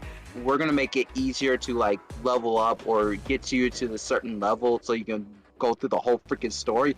I'd be back on Sword right now, playing through the story. I'll be like, I'm ready. Put me in, coach. Dang, it's so good. Oh. Should try it sometime. Noise. Alrighty. Well, let's see. I guess your list has some Variety. not sure some of us would have thought of, but at least you gave us the information on them. And I'm sure Nick's gonna be glad you included PS2. Either yeah, glad it's on the PS2 list or mad it's not number 1. What are the two? He's gonna be like, yo, why you playing these Korean games? Play PSO2. I mean, I would play PSO2 right now, but my storage, I don't have a hard drive right now, so it's lit. My whole computer is straight. It's too. I can't download it back on Steam without taking out Sam Show on PC. Yeah, that's why I'm glad it's on I'm glad Xbox is an option for it, because I realized fairly recently how much space this was freaking taking up on my laptop. 102 megabytes. Yeah, I uninstalled it. I'm just gonna, if I get around to playing, I'm playing on Xbox. So I don't know if it. that's Wait, do we have it on PS4? Is it on PS4? Yeah. I don't know. Oh, that's Nick. Hold on, I'm gonna DM you. Clap 3 times and say PSO2 3 times. Maybe it'll show up. Hold on, I'm gonna Hey, actually Multi do is a that. good game 3 times in a window. Yeah? Hold on, I'm doing that right now. Dude, ping him. Well, I guess in the meantime, Unknown Luis, what's your top 3? Hey, that's me. Okay, so my number 3. I'm gonna start off strong with a game that I'm assuming this time around earlier was mad that has not been mentioned yet, because you know how much of a sports geek he is. It's not Soul Calibur 2. Shut up, Sandy. So Howard the sports game confirmed. yeah, no. So my number 3 is gonna be NFL Blitz 2000. Oh, I thought you were gonna Hey, throw the Blitz! curveball of freaking FIFA. No, hell no. I would never shoot down that low. Anyways, Wait, so is it with 2000 Blitz, Dang. specifically? yeah, dude, Blitz is a blast. Like the typical arcade game that you would used to see if you were a boomer like me and lived like near arcades and stuff, like at pizza places and all that. Like I think the first time I was introduced to Blitz 2000 specifically was Oh, 2000. Yeah. No, it's 2000 OG.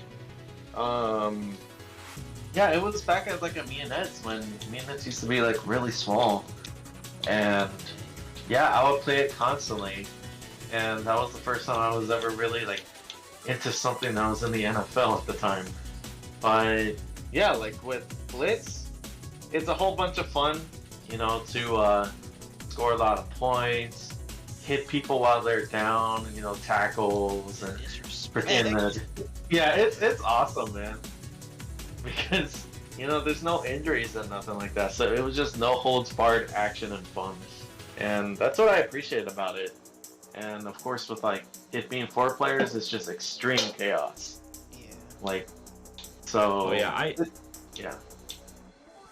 I just want to say that's a really good choice. I remember I played the 2002 version in the arcade, and it was always so much fun playing that. And yeah, that was maybe my good old-fashioned Midway. Those were the days. Yeah, 2002 is the only one I don't own. I actually have 2000, 2001, and 2003. I had this discussion with a friend a while ago, but like, there's this era of sports games where the entire appeal is that it isn't it's that sport like amped up, Yeah, and like they really don't make that kind of game anymore. Because like nowadays, if you're buying a football video game, it's gonna be something that's like super realistic with Essentially hyper detailed simulation. models and all these stats, and it's like I don't want that. I want football with more action where I can just be Blitz more was brutal. The dead opposite. They were like, "Yo, Yeah, I how would hard can you say- hit somebody, and how And, far? like- How far? And can like they some fly?" games have tried to be that, but they go too far and make it like really brutal with like Mortal Kombat X-rays, and it's like I don't want Blitz- this. I still yeah, want it to be Blitz like the wacky. league. I don't Blitz want to the like league. watch this guy's ribs Yeah. explode. I just want to tackle the him league. and put his face in the dirt and laugh. Dude, I would argue that some of those X-rays that happen in Blitz the League are like more. No, they're way more brutal than Mortal Kombat was. Like, Oh, I agree it's there. Crazy. Like it, Yeah, it's Blitz the League- disgusting. Blitz the It's League- like genuinely Blitz the unnerving, League- and it's like ugh. Look at Blitz the League 2. Yeah. Remember how brutal those were? Oh Yeah, yeah, those Blitz are the wild, League 2. dude. Those- Yeah. I actually am hoping that. You know, I think you remember Fight Night? Just imagine if they had like a brutal version of that, like brutal version of Fight Night. Fight Night Champion kind of tried to do that, but just imagine a boxing game that was just not focused on real boxing, but just brutal force. Like yeah, it's like noses ugh. constantly getting broken. That entire like era of sports games has so much charm. So anytime I hear like callbacks to things like that, I'm just like, yeah, those were the days. Oh, look at! I think a NBA perfect Street? game. I think a perfect game for that would be hockey, though, because you know in hockey, fights are common. So just imagine a hockey game where you get where there's a mini game where it suddenly turned to a fighting game, because 2 people get angry. Oh my god, imagine. No, there was a freaking hockey game I With the had fighting on game PS2. mechanics, actually something like that.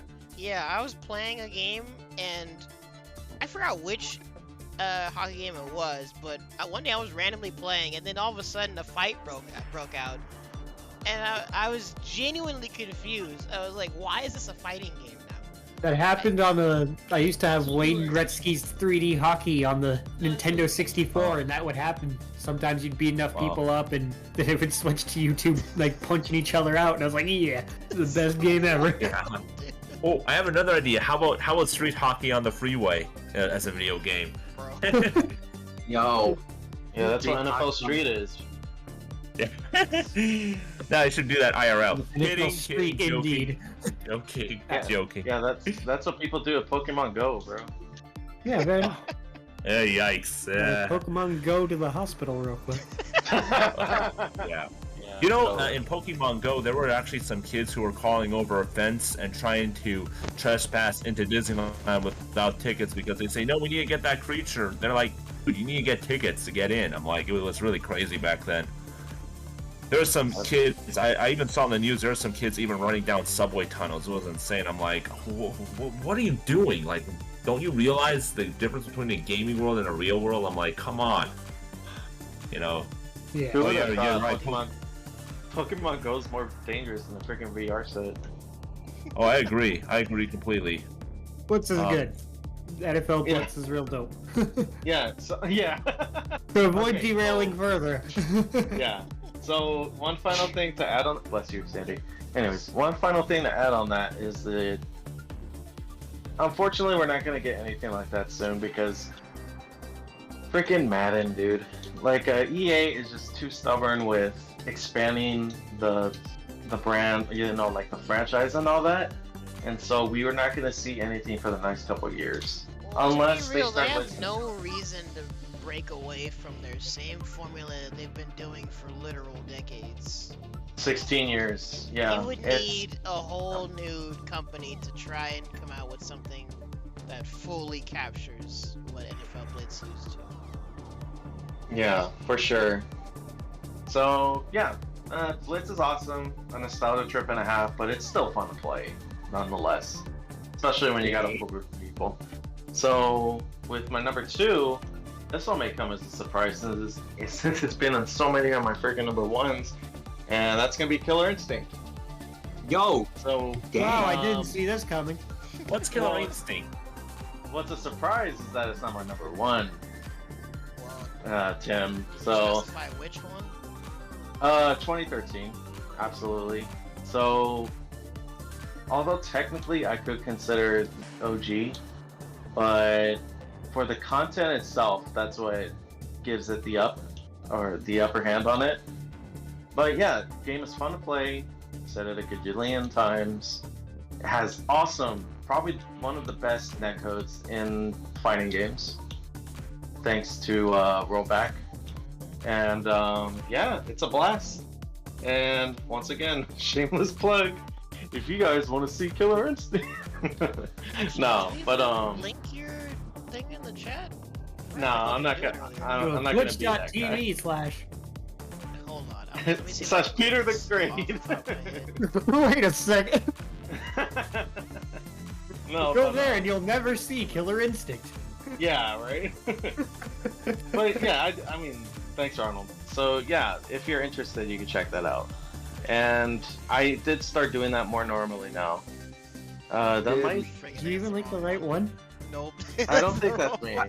The heck is That this? is not me, sir. They've never what streamed. I liked about Oh, Killer ignore Instinct. me. Keep talking. Don't worry about it. What I liked about Killer Instinct was when you do the Ultra combo, at least for the 2013 one, and then they'll yell out, Ultra combo. Yeah. Like, No, see, the the- KI that's announcer the- is iconic. It is, and he still exists, which is amazing. But yeah, the funny thing, like funny little backstory that I'll add, is that at the time, obviously before people really knew how to do the ultras and all that stuff, the arcade owners would kind of set up the volume and not consider the ultra combo because nobody knew how to do them yet, and so Right. the guys at Rare intentionally made it so that if you pulled off an ultra or like a big hitting combo, it would be as loud as humanly possible. So once you pulled it off, everybody in the arcade is gonna hear what that is and where that came from.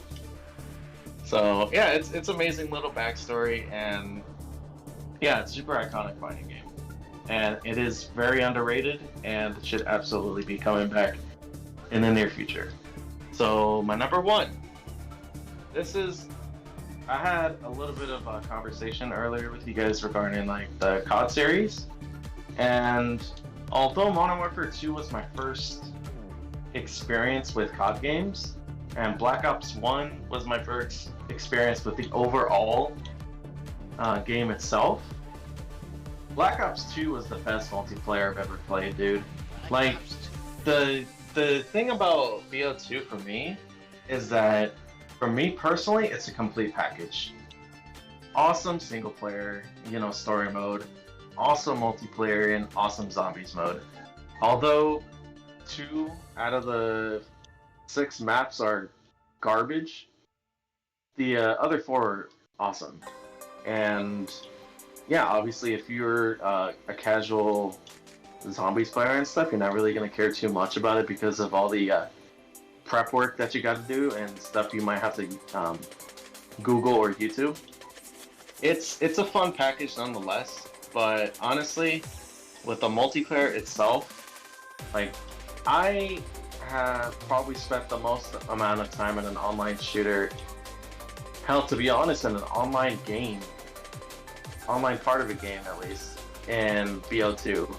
Like, I can't even tell you how, like, maybe 100 days in total that I have spent in BO2 itself. The only game that I Master Prestiged in, and yeah, the maps are fun because they're small, so there's very little time trying to chase people because they'll be within close proximity, so the action is just non-stop. And the gunplay in that game is awesome as well. And yeah, sound design, characters. Well, I'm thinking story mode, but yeah, like BO2 is a complete package for me, and it's still my favorite COD game, like of all time. A lot of people are saying. Oh, go ahead. Sorry, I thought you were finished. No, I'm good. Go ahead. I just want to say a lot of first of all, that was a good pick. I've never actually played Black Ops 2, but I've heard really good things about it. But I've seen it on YouTube, and it does look a little bit of on YouTube. It does look good, and a lot of people say, though, a lot of the OG Call of Duty fans say that Black Ops 2 was like the last actual good Call of Duty game. Like ever since Ghosts and then beyond, it just was never really the same. No, and yeah, it's just like the stuff that the 360 era of COD games kind of did just worked.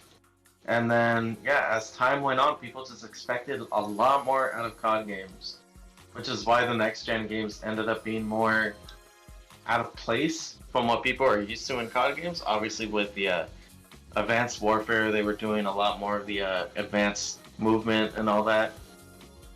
But, yeah, with BO2, it just became the outlier, and basically the silver line between the last good game and then Ghost, of course, which had a bad rep trying to follow suit. But yeah, man, I have no issues like going straight to Black Ops 2 and going back into the grind again because it's a bunch of fun. But with the old school COD games, they all deal with the unfortunate problem with people modding the hell out of the game, especially when they're like online and all that, which you're gonna eventually inevitably run into. But even besides that, like offline, it's fun as hell to play with other people. Like the game modes in there, like gun game, sharpshooter, one in the chamber, it's a blast. So there we go, that's my list. Gun game is top tier in my book. Yeah, it's just a really fun way to mix up the formula. It really is. You gotta be good with damn near everything if you're gonna win. Exactly. Unless you're a melee guy and you want to be a jack. Just knife people to death. People. Yeah, no kidding. Alright, Ronald. See your pun. Melee, Super Smash Bros. Melee. I see your pun, Luis. Is it going to be Melty Blood? Is it going to be Melty? Intentional. Oh, damn. Ronald? Sorry. He's currently muted, and he messaged EOL to say to give his list, but EOL is also muted. So we are at an impasse. Okay, guys. Let's talk about what Ronald is doing wrong as a streamer. No. What? Okay, well, I don't know what EOL is up to, so... Oh, there you are. NSMT. Oh, you want to go ahead and give your list? I will be right back. Okay. Okay. Hold on. Where's my list? Dang, I'm looking at all these white picks for Elsword. I'm like, there's too much. Okay. Number 3 is MPC2. Hey. We gonna keep it even more arcade. I'm taking for a ride. Except that was also the fighting game that just like, and that game had better netcode on the Xbox 360 and PS3 than most ArcSys games prior to Strive. For real though, like it's amazing. Which is kind of funny in its own way. Modern Warfare 2 ends up being number 2, mostly because like, come on now, that's a classic right there. It introduced it was Marvel 2 of shooters, really. Oh, yeah. And shoutouts to when you would randomly, accidentally get into a hacked lobby. and then Yep. you'd end up playing like that one game type that like you could tell like there like it was really obvious there was a reason why this didn't become a thing. And why it's hidden in the code rather than like being an actual game. I forget what it's called, but I think you gotta like get to the thing and like put some time on it and like control the time, but like it's shared and you gotta really fight over it. And there's only one too, and it was just crazy. But Modern Warfare 2 was fun time. That was easily my favorite shooting game of all time. And then Skullgirls, because come on now. That game has that was the first game I ever played where everybody could play at once in a single lobby, and it had really good rollback.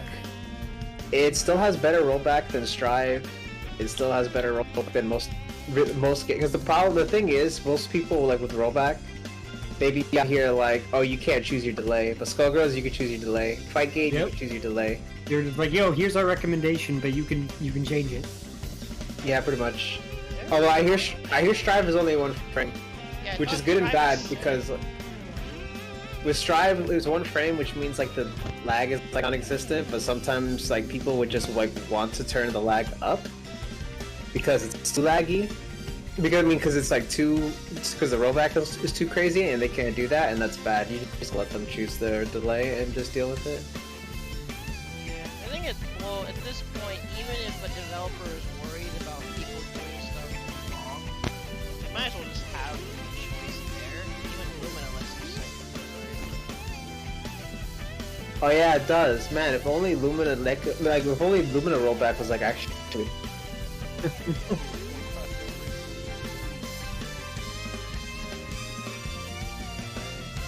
Yeah, I should.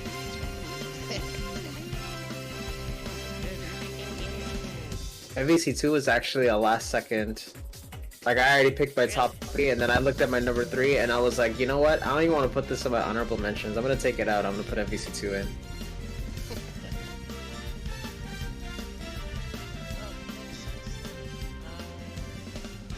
The floor is I'm yours, good. Ronaldo. Oh, frick! What was my top 3?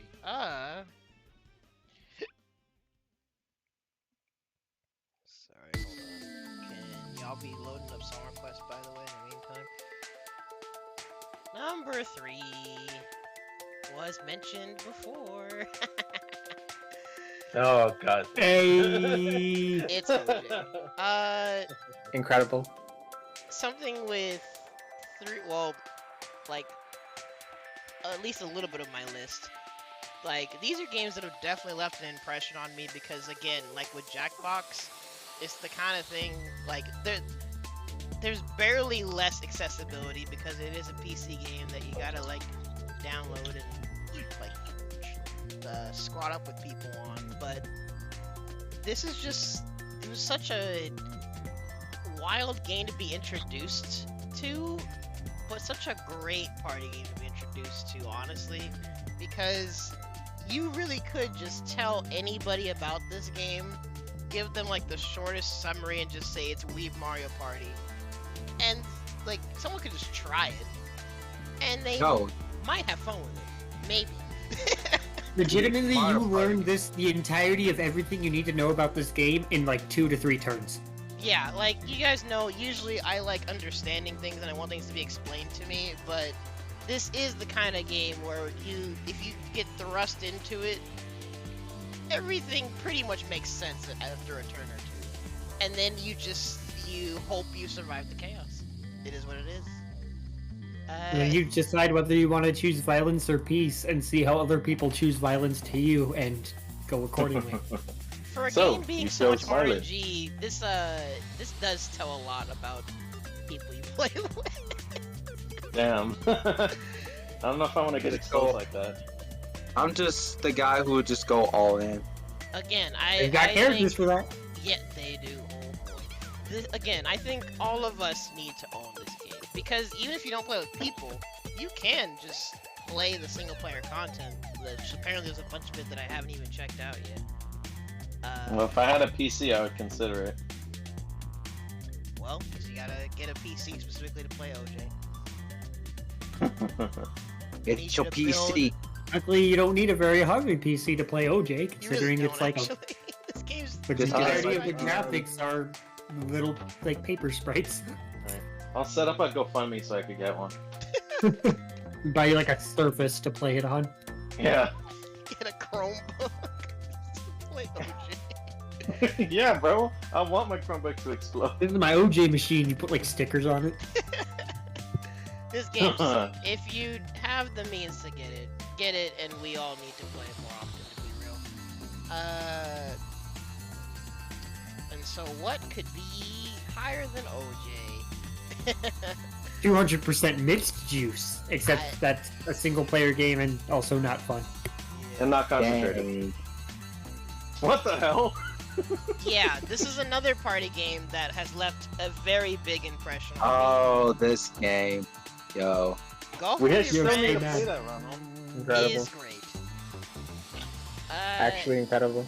Well, I mean, it is weird the fact that if you have it on well, actually, no, it makes sense. If you have it on Xbox, you can play it on PC through Xbox stuff, but you can't play with Steam. Basically, the fact there isn't any crossplay with this game was odd to find out. But this game is hilarious. And it's another game that probably is so simple, you could literally show it to anybody and play with anybody. Agreed. And you can do it locally, too. You don't even have to play it online. Yep. And plus, with the next gen consoles, it's 60 FPS now.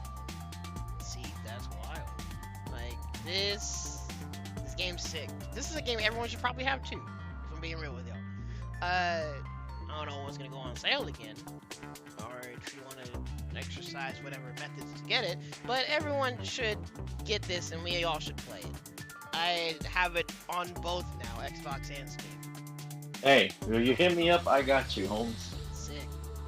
These two games are games that we'll definitely need to play more on future Thursdays when I'm not playing Sonic games. And my number one, half nostalgia, half complete package sort of deal. It's been mentioned before, right? There it is. Halo 3. Yeah. Oh, wow. Is that the first? Wow. 3P? Halo 3 times. So I nice have you it in my did number right. one. Bravo. Well, because I have it in my number one because not even just like you guys already know how iconic the multiplayer is. Forge mode is a freaking game changer. And until I like really play Infinite a lot more, like Halo 3 is still my standout multiplayer experience because like that's the Halo that I'm used to, which is why I suck at Infinite when I was trying it, because I haven't played a modern Halo before. That's why I was struggling so much. But eventually I'll get down more on Infinite. But the reason I have Halo 3 here, in addition to all of that, is because this is one of, if not the only game I can think of where you have such a substantial story mode that you can play in a co-op manner and it be impactful. And I think that's probably just because of the story thing. This is the game where it made genuine sense for you to play through the story together with somebody. It was important because it's Master Chief and Arbiter together. Like, to me, that it gives so much impact playing through the story and there being a co-op option for it. In addition to all the multiplayer stuff that you'll do with your friends anyway. Like, that's why as a complete package, Halo 3 has some of the best multiplayer content I've ever seen in the game. I really can't think of another game that gives me that overall package. Yeah. Plus, it helps that you can adjust your walking speed to like 250% and just go zooming all over the place on like Sand Trap, for example. Good stuff. Shout out to the infection mode with the super fast zombies. It's still my Yeah. absolute favorite mode in any Halo. Oh yeah, it's wild. Gosh, Halo 3 it's like even now, like we were saying before, games that you'd still be down to get down on at any point. Again, until I get down more on Halo Infinite, y'all could ask me at any time, yo, boot up the collection, let's play Halo 3. I'd be down. I'll hold you to that, Ronald. I hope you do. I'm always down. And it's gonna take me a while to even get competent enough in Infinite to play with y'all and not drag you down. Don't worry, I won't do any better. Infinite. It's okay. Without any spoilers for those who haven't played it, it's okay. If it's at least okay, then fine by me. I'll tell you, it's better than 4 and 5. Oh, see, that's already a good sign. And also, it is a crime that I didn't have this amount of mention. There we go. Fusion Frenzy is probably gonna always be an iconic game for me. Another 3P. It's Fusion Frenzy, dude. What comes True. close to like replicating what Fusion Frenzy does? You're not wrong. I've never heard of Fusion Frenzy. I can't tell if you're memeing or You not. gotta correct that. Yeah, you gotta fix that problem. Bro, I'm not looking that shit up.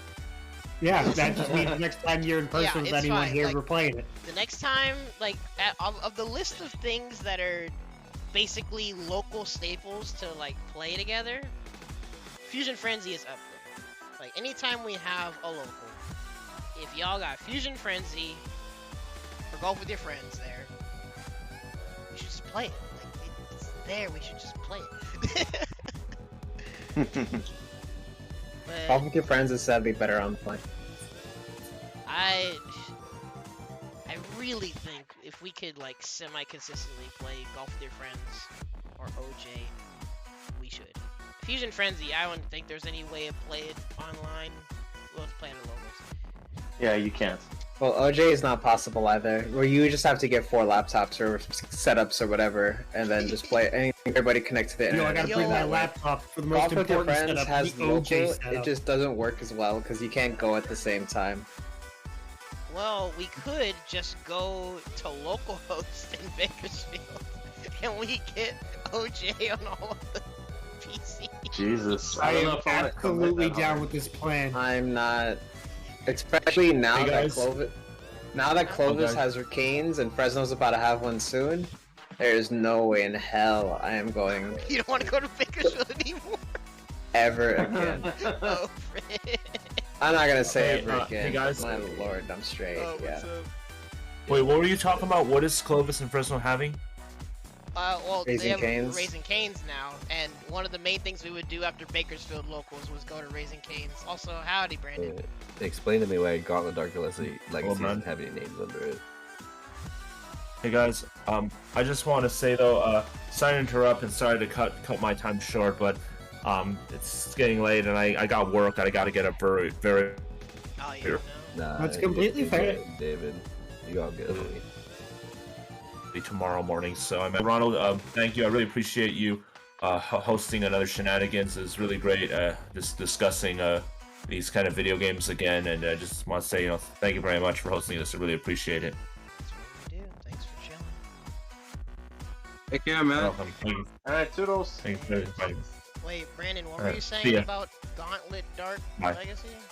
Why is there no names attached to that? How's this list working here? Wait, no names. Well, that's Tim's honorable mention.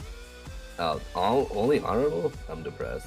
Well, I mean, Hey. look at what's on Tim's list. You got OJ. You got Yeah, no respect for the building blocks of the future. I see. The only reason it's there is because compared to fine. everything else on the list, I have next to no way of being like, if someone hits me up and says, "Yo, let's play Gauntlet," I can't be like, "Sure," and then we do. That is the reason it's an honorable mention. Every other game on that list is feasible for that, except for Gauntlet. Listen. If you really cared enough, you'd do it through Game Ranger, but you don't. Man, I ain't going through Game Ranger ever again. I've tried that before for like Battlefront 2. That was not worth. Nah, you don't need to. The Steam servers. Yeah, are the up. Steam one has it now officially, and that's Yeah. why I have no reason to go back I to do- Game Ranger. I use Game Ranger for Lord of the Rings, Battlefield Earth 2. Okay, that's fair. Yeah, Okay, fine. and some of the other earlier Star Wars or RTS titles. Yo, X-Men Arcade, yeah, I respect you. That shit's OD. Dibs on Nightcrawler. Simpsons Arcade is on the top list. I see you. That one game is better. No front. the fact that EOL has Among Us here specifically because you get to lie to your friends. It's some yeah. It's I some respect it. It's some I respect honorable it. mentions. It's No, it's I just fun respect in it. general. No, You I can would. lie I to your would. friends in all sorts of games. No. But this one is like convincing your friends. See, Yeah, see, you can do that in OJ. The only issue I've had is that everyone's always convinced I'm up to. I've had a friend disconnect on me early. I was the imposter with a friend of mine, and he disconnected, and I proceeded to lie my way to a victory. There was like the full 10 people, and I managed to convince 8 motherfuckers to kill themselves. See, it's fucked up because it's not like they think I'm a liar. They just know I'd be up to some bullshit. So they're just like, you know, you're an honest man, but you're a degenerate, so it's probably you. Well, the other layer to it is if you can lie this good, it's impressive, but also concerning. No, I could have like a 7-layer dip fucking alibi, and you'd be like, you know, he relies on 50-50s. I don't know if I should trust him. You know that one time he fuzzied me? That's sus. Actually, that's how some of y'all see. This is why you find out who you can trust in the freaking jury duty. Some of y'all be judging people. No, but to be fair, when I play Among Us, I deadass be lying all the time, and sometimes I'll lie even to everybody just to try to catch a fucking imposter slipping. But yeah, I never actually did that. I aspire to be a juror number 8. Yeah, once upon a time, I would have lied my ass off just to make sure I don't get jury duty. But now that I'll actually get paid by my company to go to jury duty, shit. Oh. The fact that Halo 3 is But not before, Halo 2 it was gonna or be anything, crazy. Like, if it was a DUI, yo, my uncle definitely died because of a drunk driver. Yo. That didn't actually happen, by the way, I'm lying. Okay. Yeah, there you go. Alright, on that note, I'm gonna. The 6 of us here. It's time to boot up Among Us. Alright, I just finished putting amount of waifus on the waifu channel. Oh, Why is for the- there? Why is there no Halo 2 on the top 5 list for anybody? It's all Halo 3. I You get realize my Halo reasoning 2 for Halo 3. Hey, there's Halo Reach 2 is on there. great, but- Halo 2 was literally the only reason Halo 3 multiplayer existed on the way it did. Is because the community of Halo 2 invented all these side games with like minor adjustments to rules and player honor. Well, Halo not just 3 that, but the multiplayer foundation wouldn't of it was exist there. if the player base from 2 didn't innovate and make these fun little party games. So all you Halo 3 people, get fucked. Disgraceful. Okay, but Disgraceful. Halo 3 is still better. Listen, you guys are forgetting about your history, right? I'm Halo putting any 2, Halo But in my Halo list 3 anywhere. is I'm still putting it on better. Reach. Not competitively, it wasn't. Reach is my man. Look, Halo 2 is the dad, and Halo 3 is the son. But sometimes it just happens to be that the dad is a bum and the son is successful. The dad is an know. aggressive The truth competitive is- beast, while Halo Again, 3 is a party game. I think it's Game- more so the dad started. I still a love family Halo 3, don't get me business, wrong. And then they got tired of it, passed it on to their son, and their son turned it into like a multi-billion-dollar company. I think that's the comparison. That's definitely not it, because Yes. Halo 1 converted that into a multi-billion-dollar company. I mean, Oh shoot. And Halo 2 fucking only doubled it. there's and then Halo layers to the 3. progression. Halo 3 was the first title of Halo to have any backlash. Yes, and then Halo 4 made Bungie a Sony-owned product. Oh yeah, well, we don't talk about Halo 4. After Halo 3, I don't even think about the game anymore. I'm not gonna, Alright, like, well- honestly, because even Halo Reach was dog shit. What is good? Yo, hold on. Is that Ricardo? Howdy. Yeah, I just wanted to say hi. And I hope you like Alright. this list that we had. No, Alright. it was dog shit. I agree. That's okay. Dang. I agree. Alright, B-boy. I'm giving you the Alright, woo. so when are we Give me gonna the money blue match in shade Multi-Blood, list. Ronald? Wait, you want to money match me in Melty? Yes. Now? No, not now. What the fuck? Offline. No, that's a dodge. Oh, Well, gotta roll Oh, you're back. gonna that's dodge, a bro? dodge. You're Wait gonna a dodge, minute. bro? Oh I'm the one my. dodging? No, you're dodging, Shiny. My man said It's gonna right be a now. dodge, bro? It No, I is hate late you- and the it, list you is didn't hear over. about Ronald's I'm other also roll going back, to take bro. this 2 to get. Alright, we're gonna put His $100 B-boy on Sonic the X, but Alright. sometimes he likes to go by Duck Dodgers. Oh my Oh, gosh. Y'all true. do your fighting in your Uh, money's. I'm I gonna didn't eat know, a I didn't know cupcake and head Fresno to liked bed. to dodge Alright, $100 Tim, money thank you for matches, bro. coming. Alright, I'm out of here. Thanks for the Bye. list, Listen, y'all. you're not gonna make my Goodbye. I'm gonna tell you right now, you're not gonna do that. Yo. Ronald? Yo, howdy, Humby. Howdy. Alright. Oh, I got frick. I told him howdy. Well, if you want to look at the wife, here's the waifu. This definitely your waifu. huh? right No, here. yeah. I was gonna go through the waifu channel in a bit, but looks like everyone's dipping, and I ran out of music. Frick. But Oh what? Oh dang, uh, everybody's. well, no, Oh, hello. everyone. just ran out of stuff. But what'd you say, Umberto? I got some music for you. I can't tell if you're about to bass boost me or not. Why Yo, would I do that? Vuvuzelas. thanks for chilling, Louise. I got. I did too much. I see. It was what happens when you guys make me guess for a game, and then I gotta do all the waifus. Well, today was talking about favorite multiplayer games. I guess I could stop this. What's gonna call it now? Wait, Humberto, did you actually have a song, or you do have a song? Oh, thank you. Cause I was at least gonna conclude this so that way, cause I'm probably not gonna edit this. I'll just timestamp it. But I was just gonna do a raw export to YouTube. Yo, this song is a jam. Thank you. It's the most Marvel 2, not Marvel 2 music I've ever heard. It really is. Hold on. Alright. Oh shoot! So- one more. Whoever's been watching, thank you for watching. Hope you enjoyed all of these topics. Brought some of you down memory lane a bit. Definitely a lot of nostalgia picks on here, but also just a bunch of understandably, genuinely good picks, and even some like obscure ones that may be worth checking out. And as y'all saw, Nick wasn't here, but he gave me his list. In fact, some of these games are games that I think he's talked about before in previous. Really? I've never heard of PSO2. What is that? PSO2, otherwise known as Phantasy Star Online 2. Okay, I've heard it now. But whoever's been watching, I appreciate you watching. Frick, I need to figure out who to raid. Let's Great see. Zeke. Wait, who? Zeke. Oh, Zeke is live right now? Yeah. Oh, and he's grinding KOF. Dang.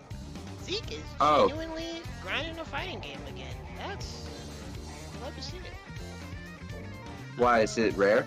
Well, because Zeke's, depending on the fighting game, he's usually gets off and on with it, and then sometimes he'll be busy with work and stuff. But I think he's really into KOF. We're gonna raid Zeke. Darn, no waifu talk tonight. He's genuinely playing the game. But if you want to see some KOF, let's go tell him howdy. Good lord, I have too y'all many have a good waifus.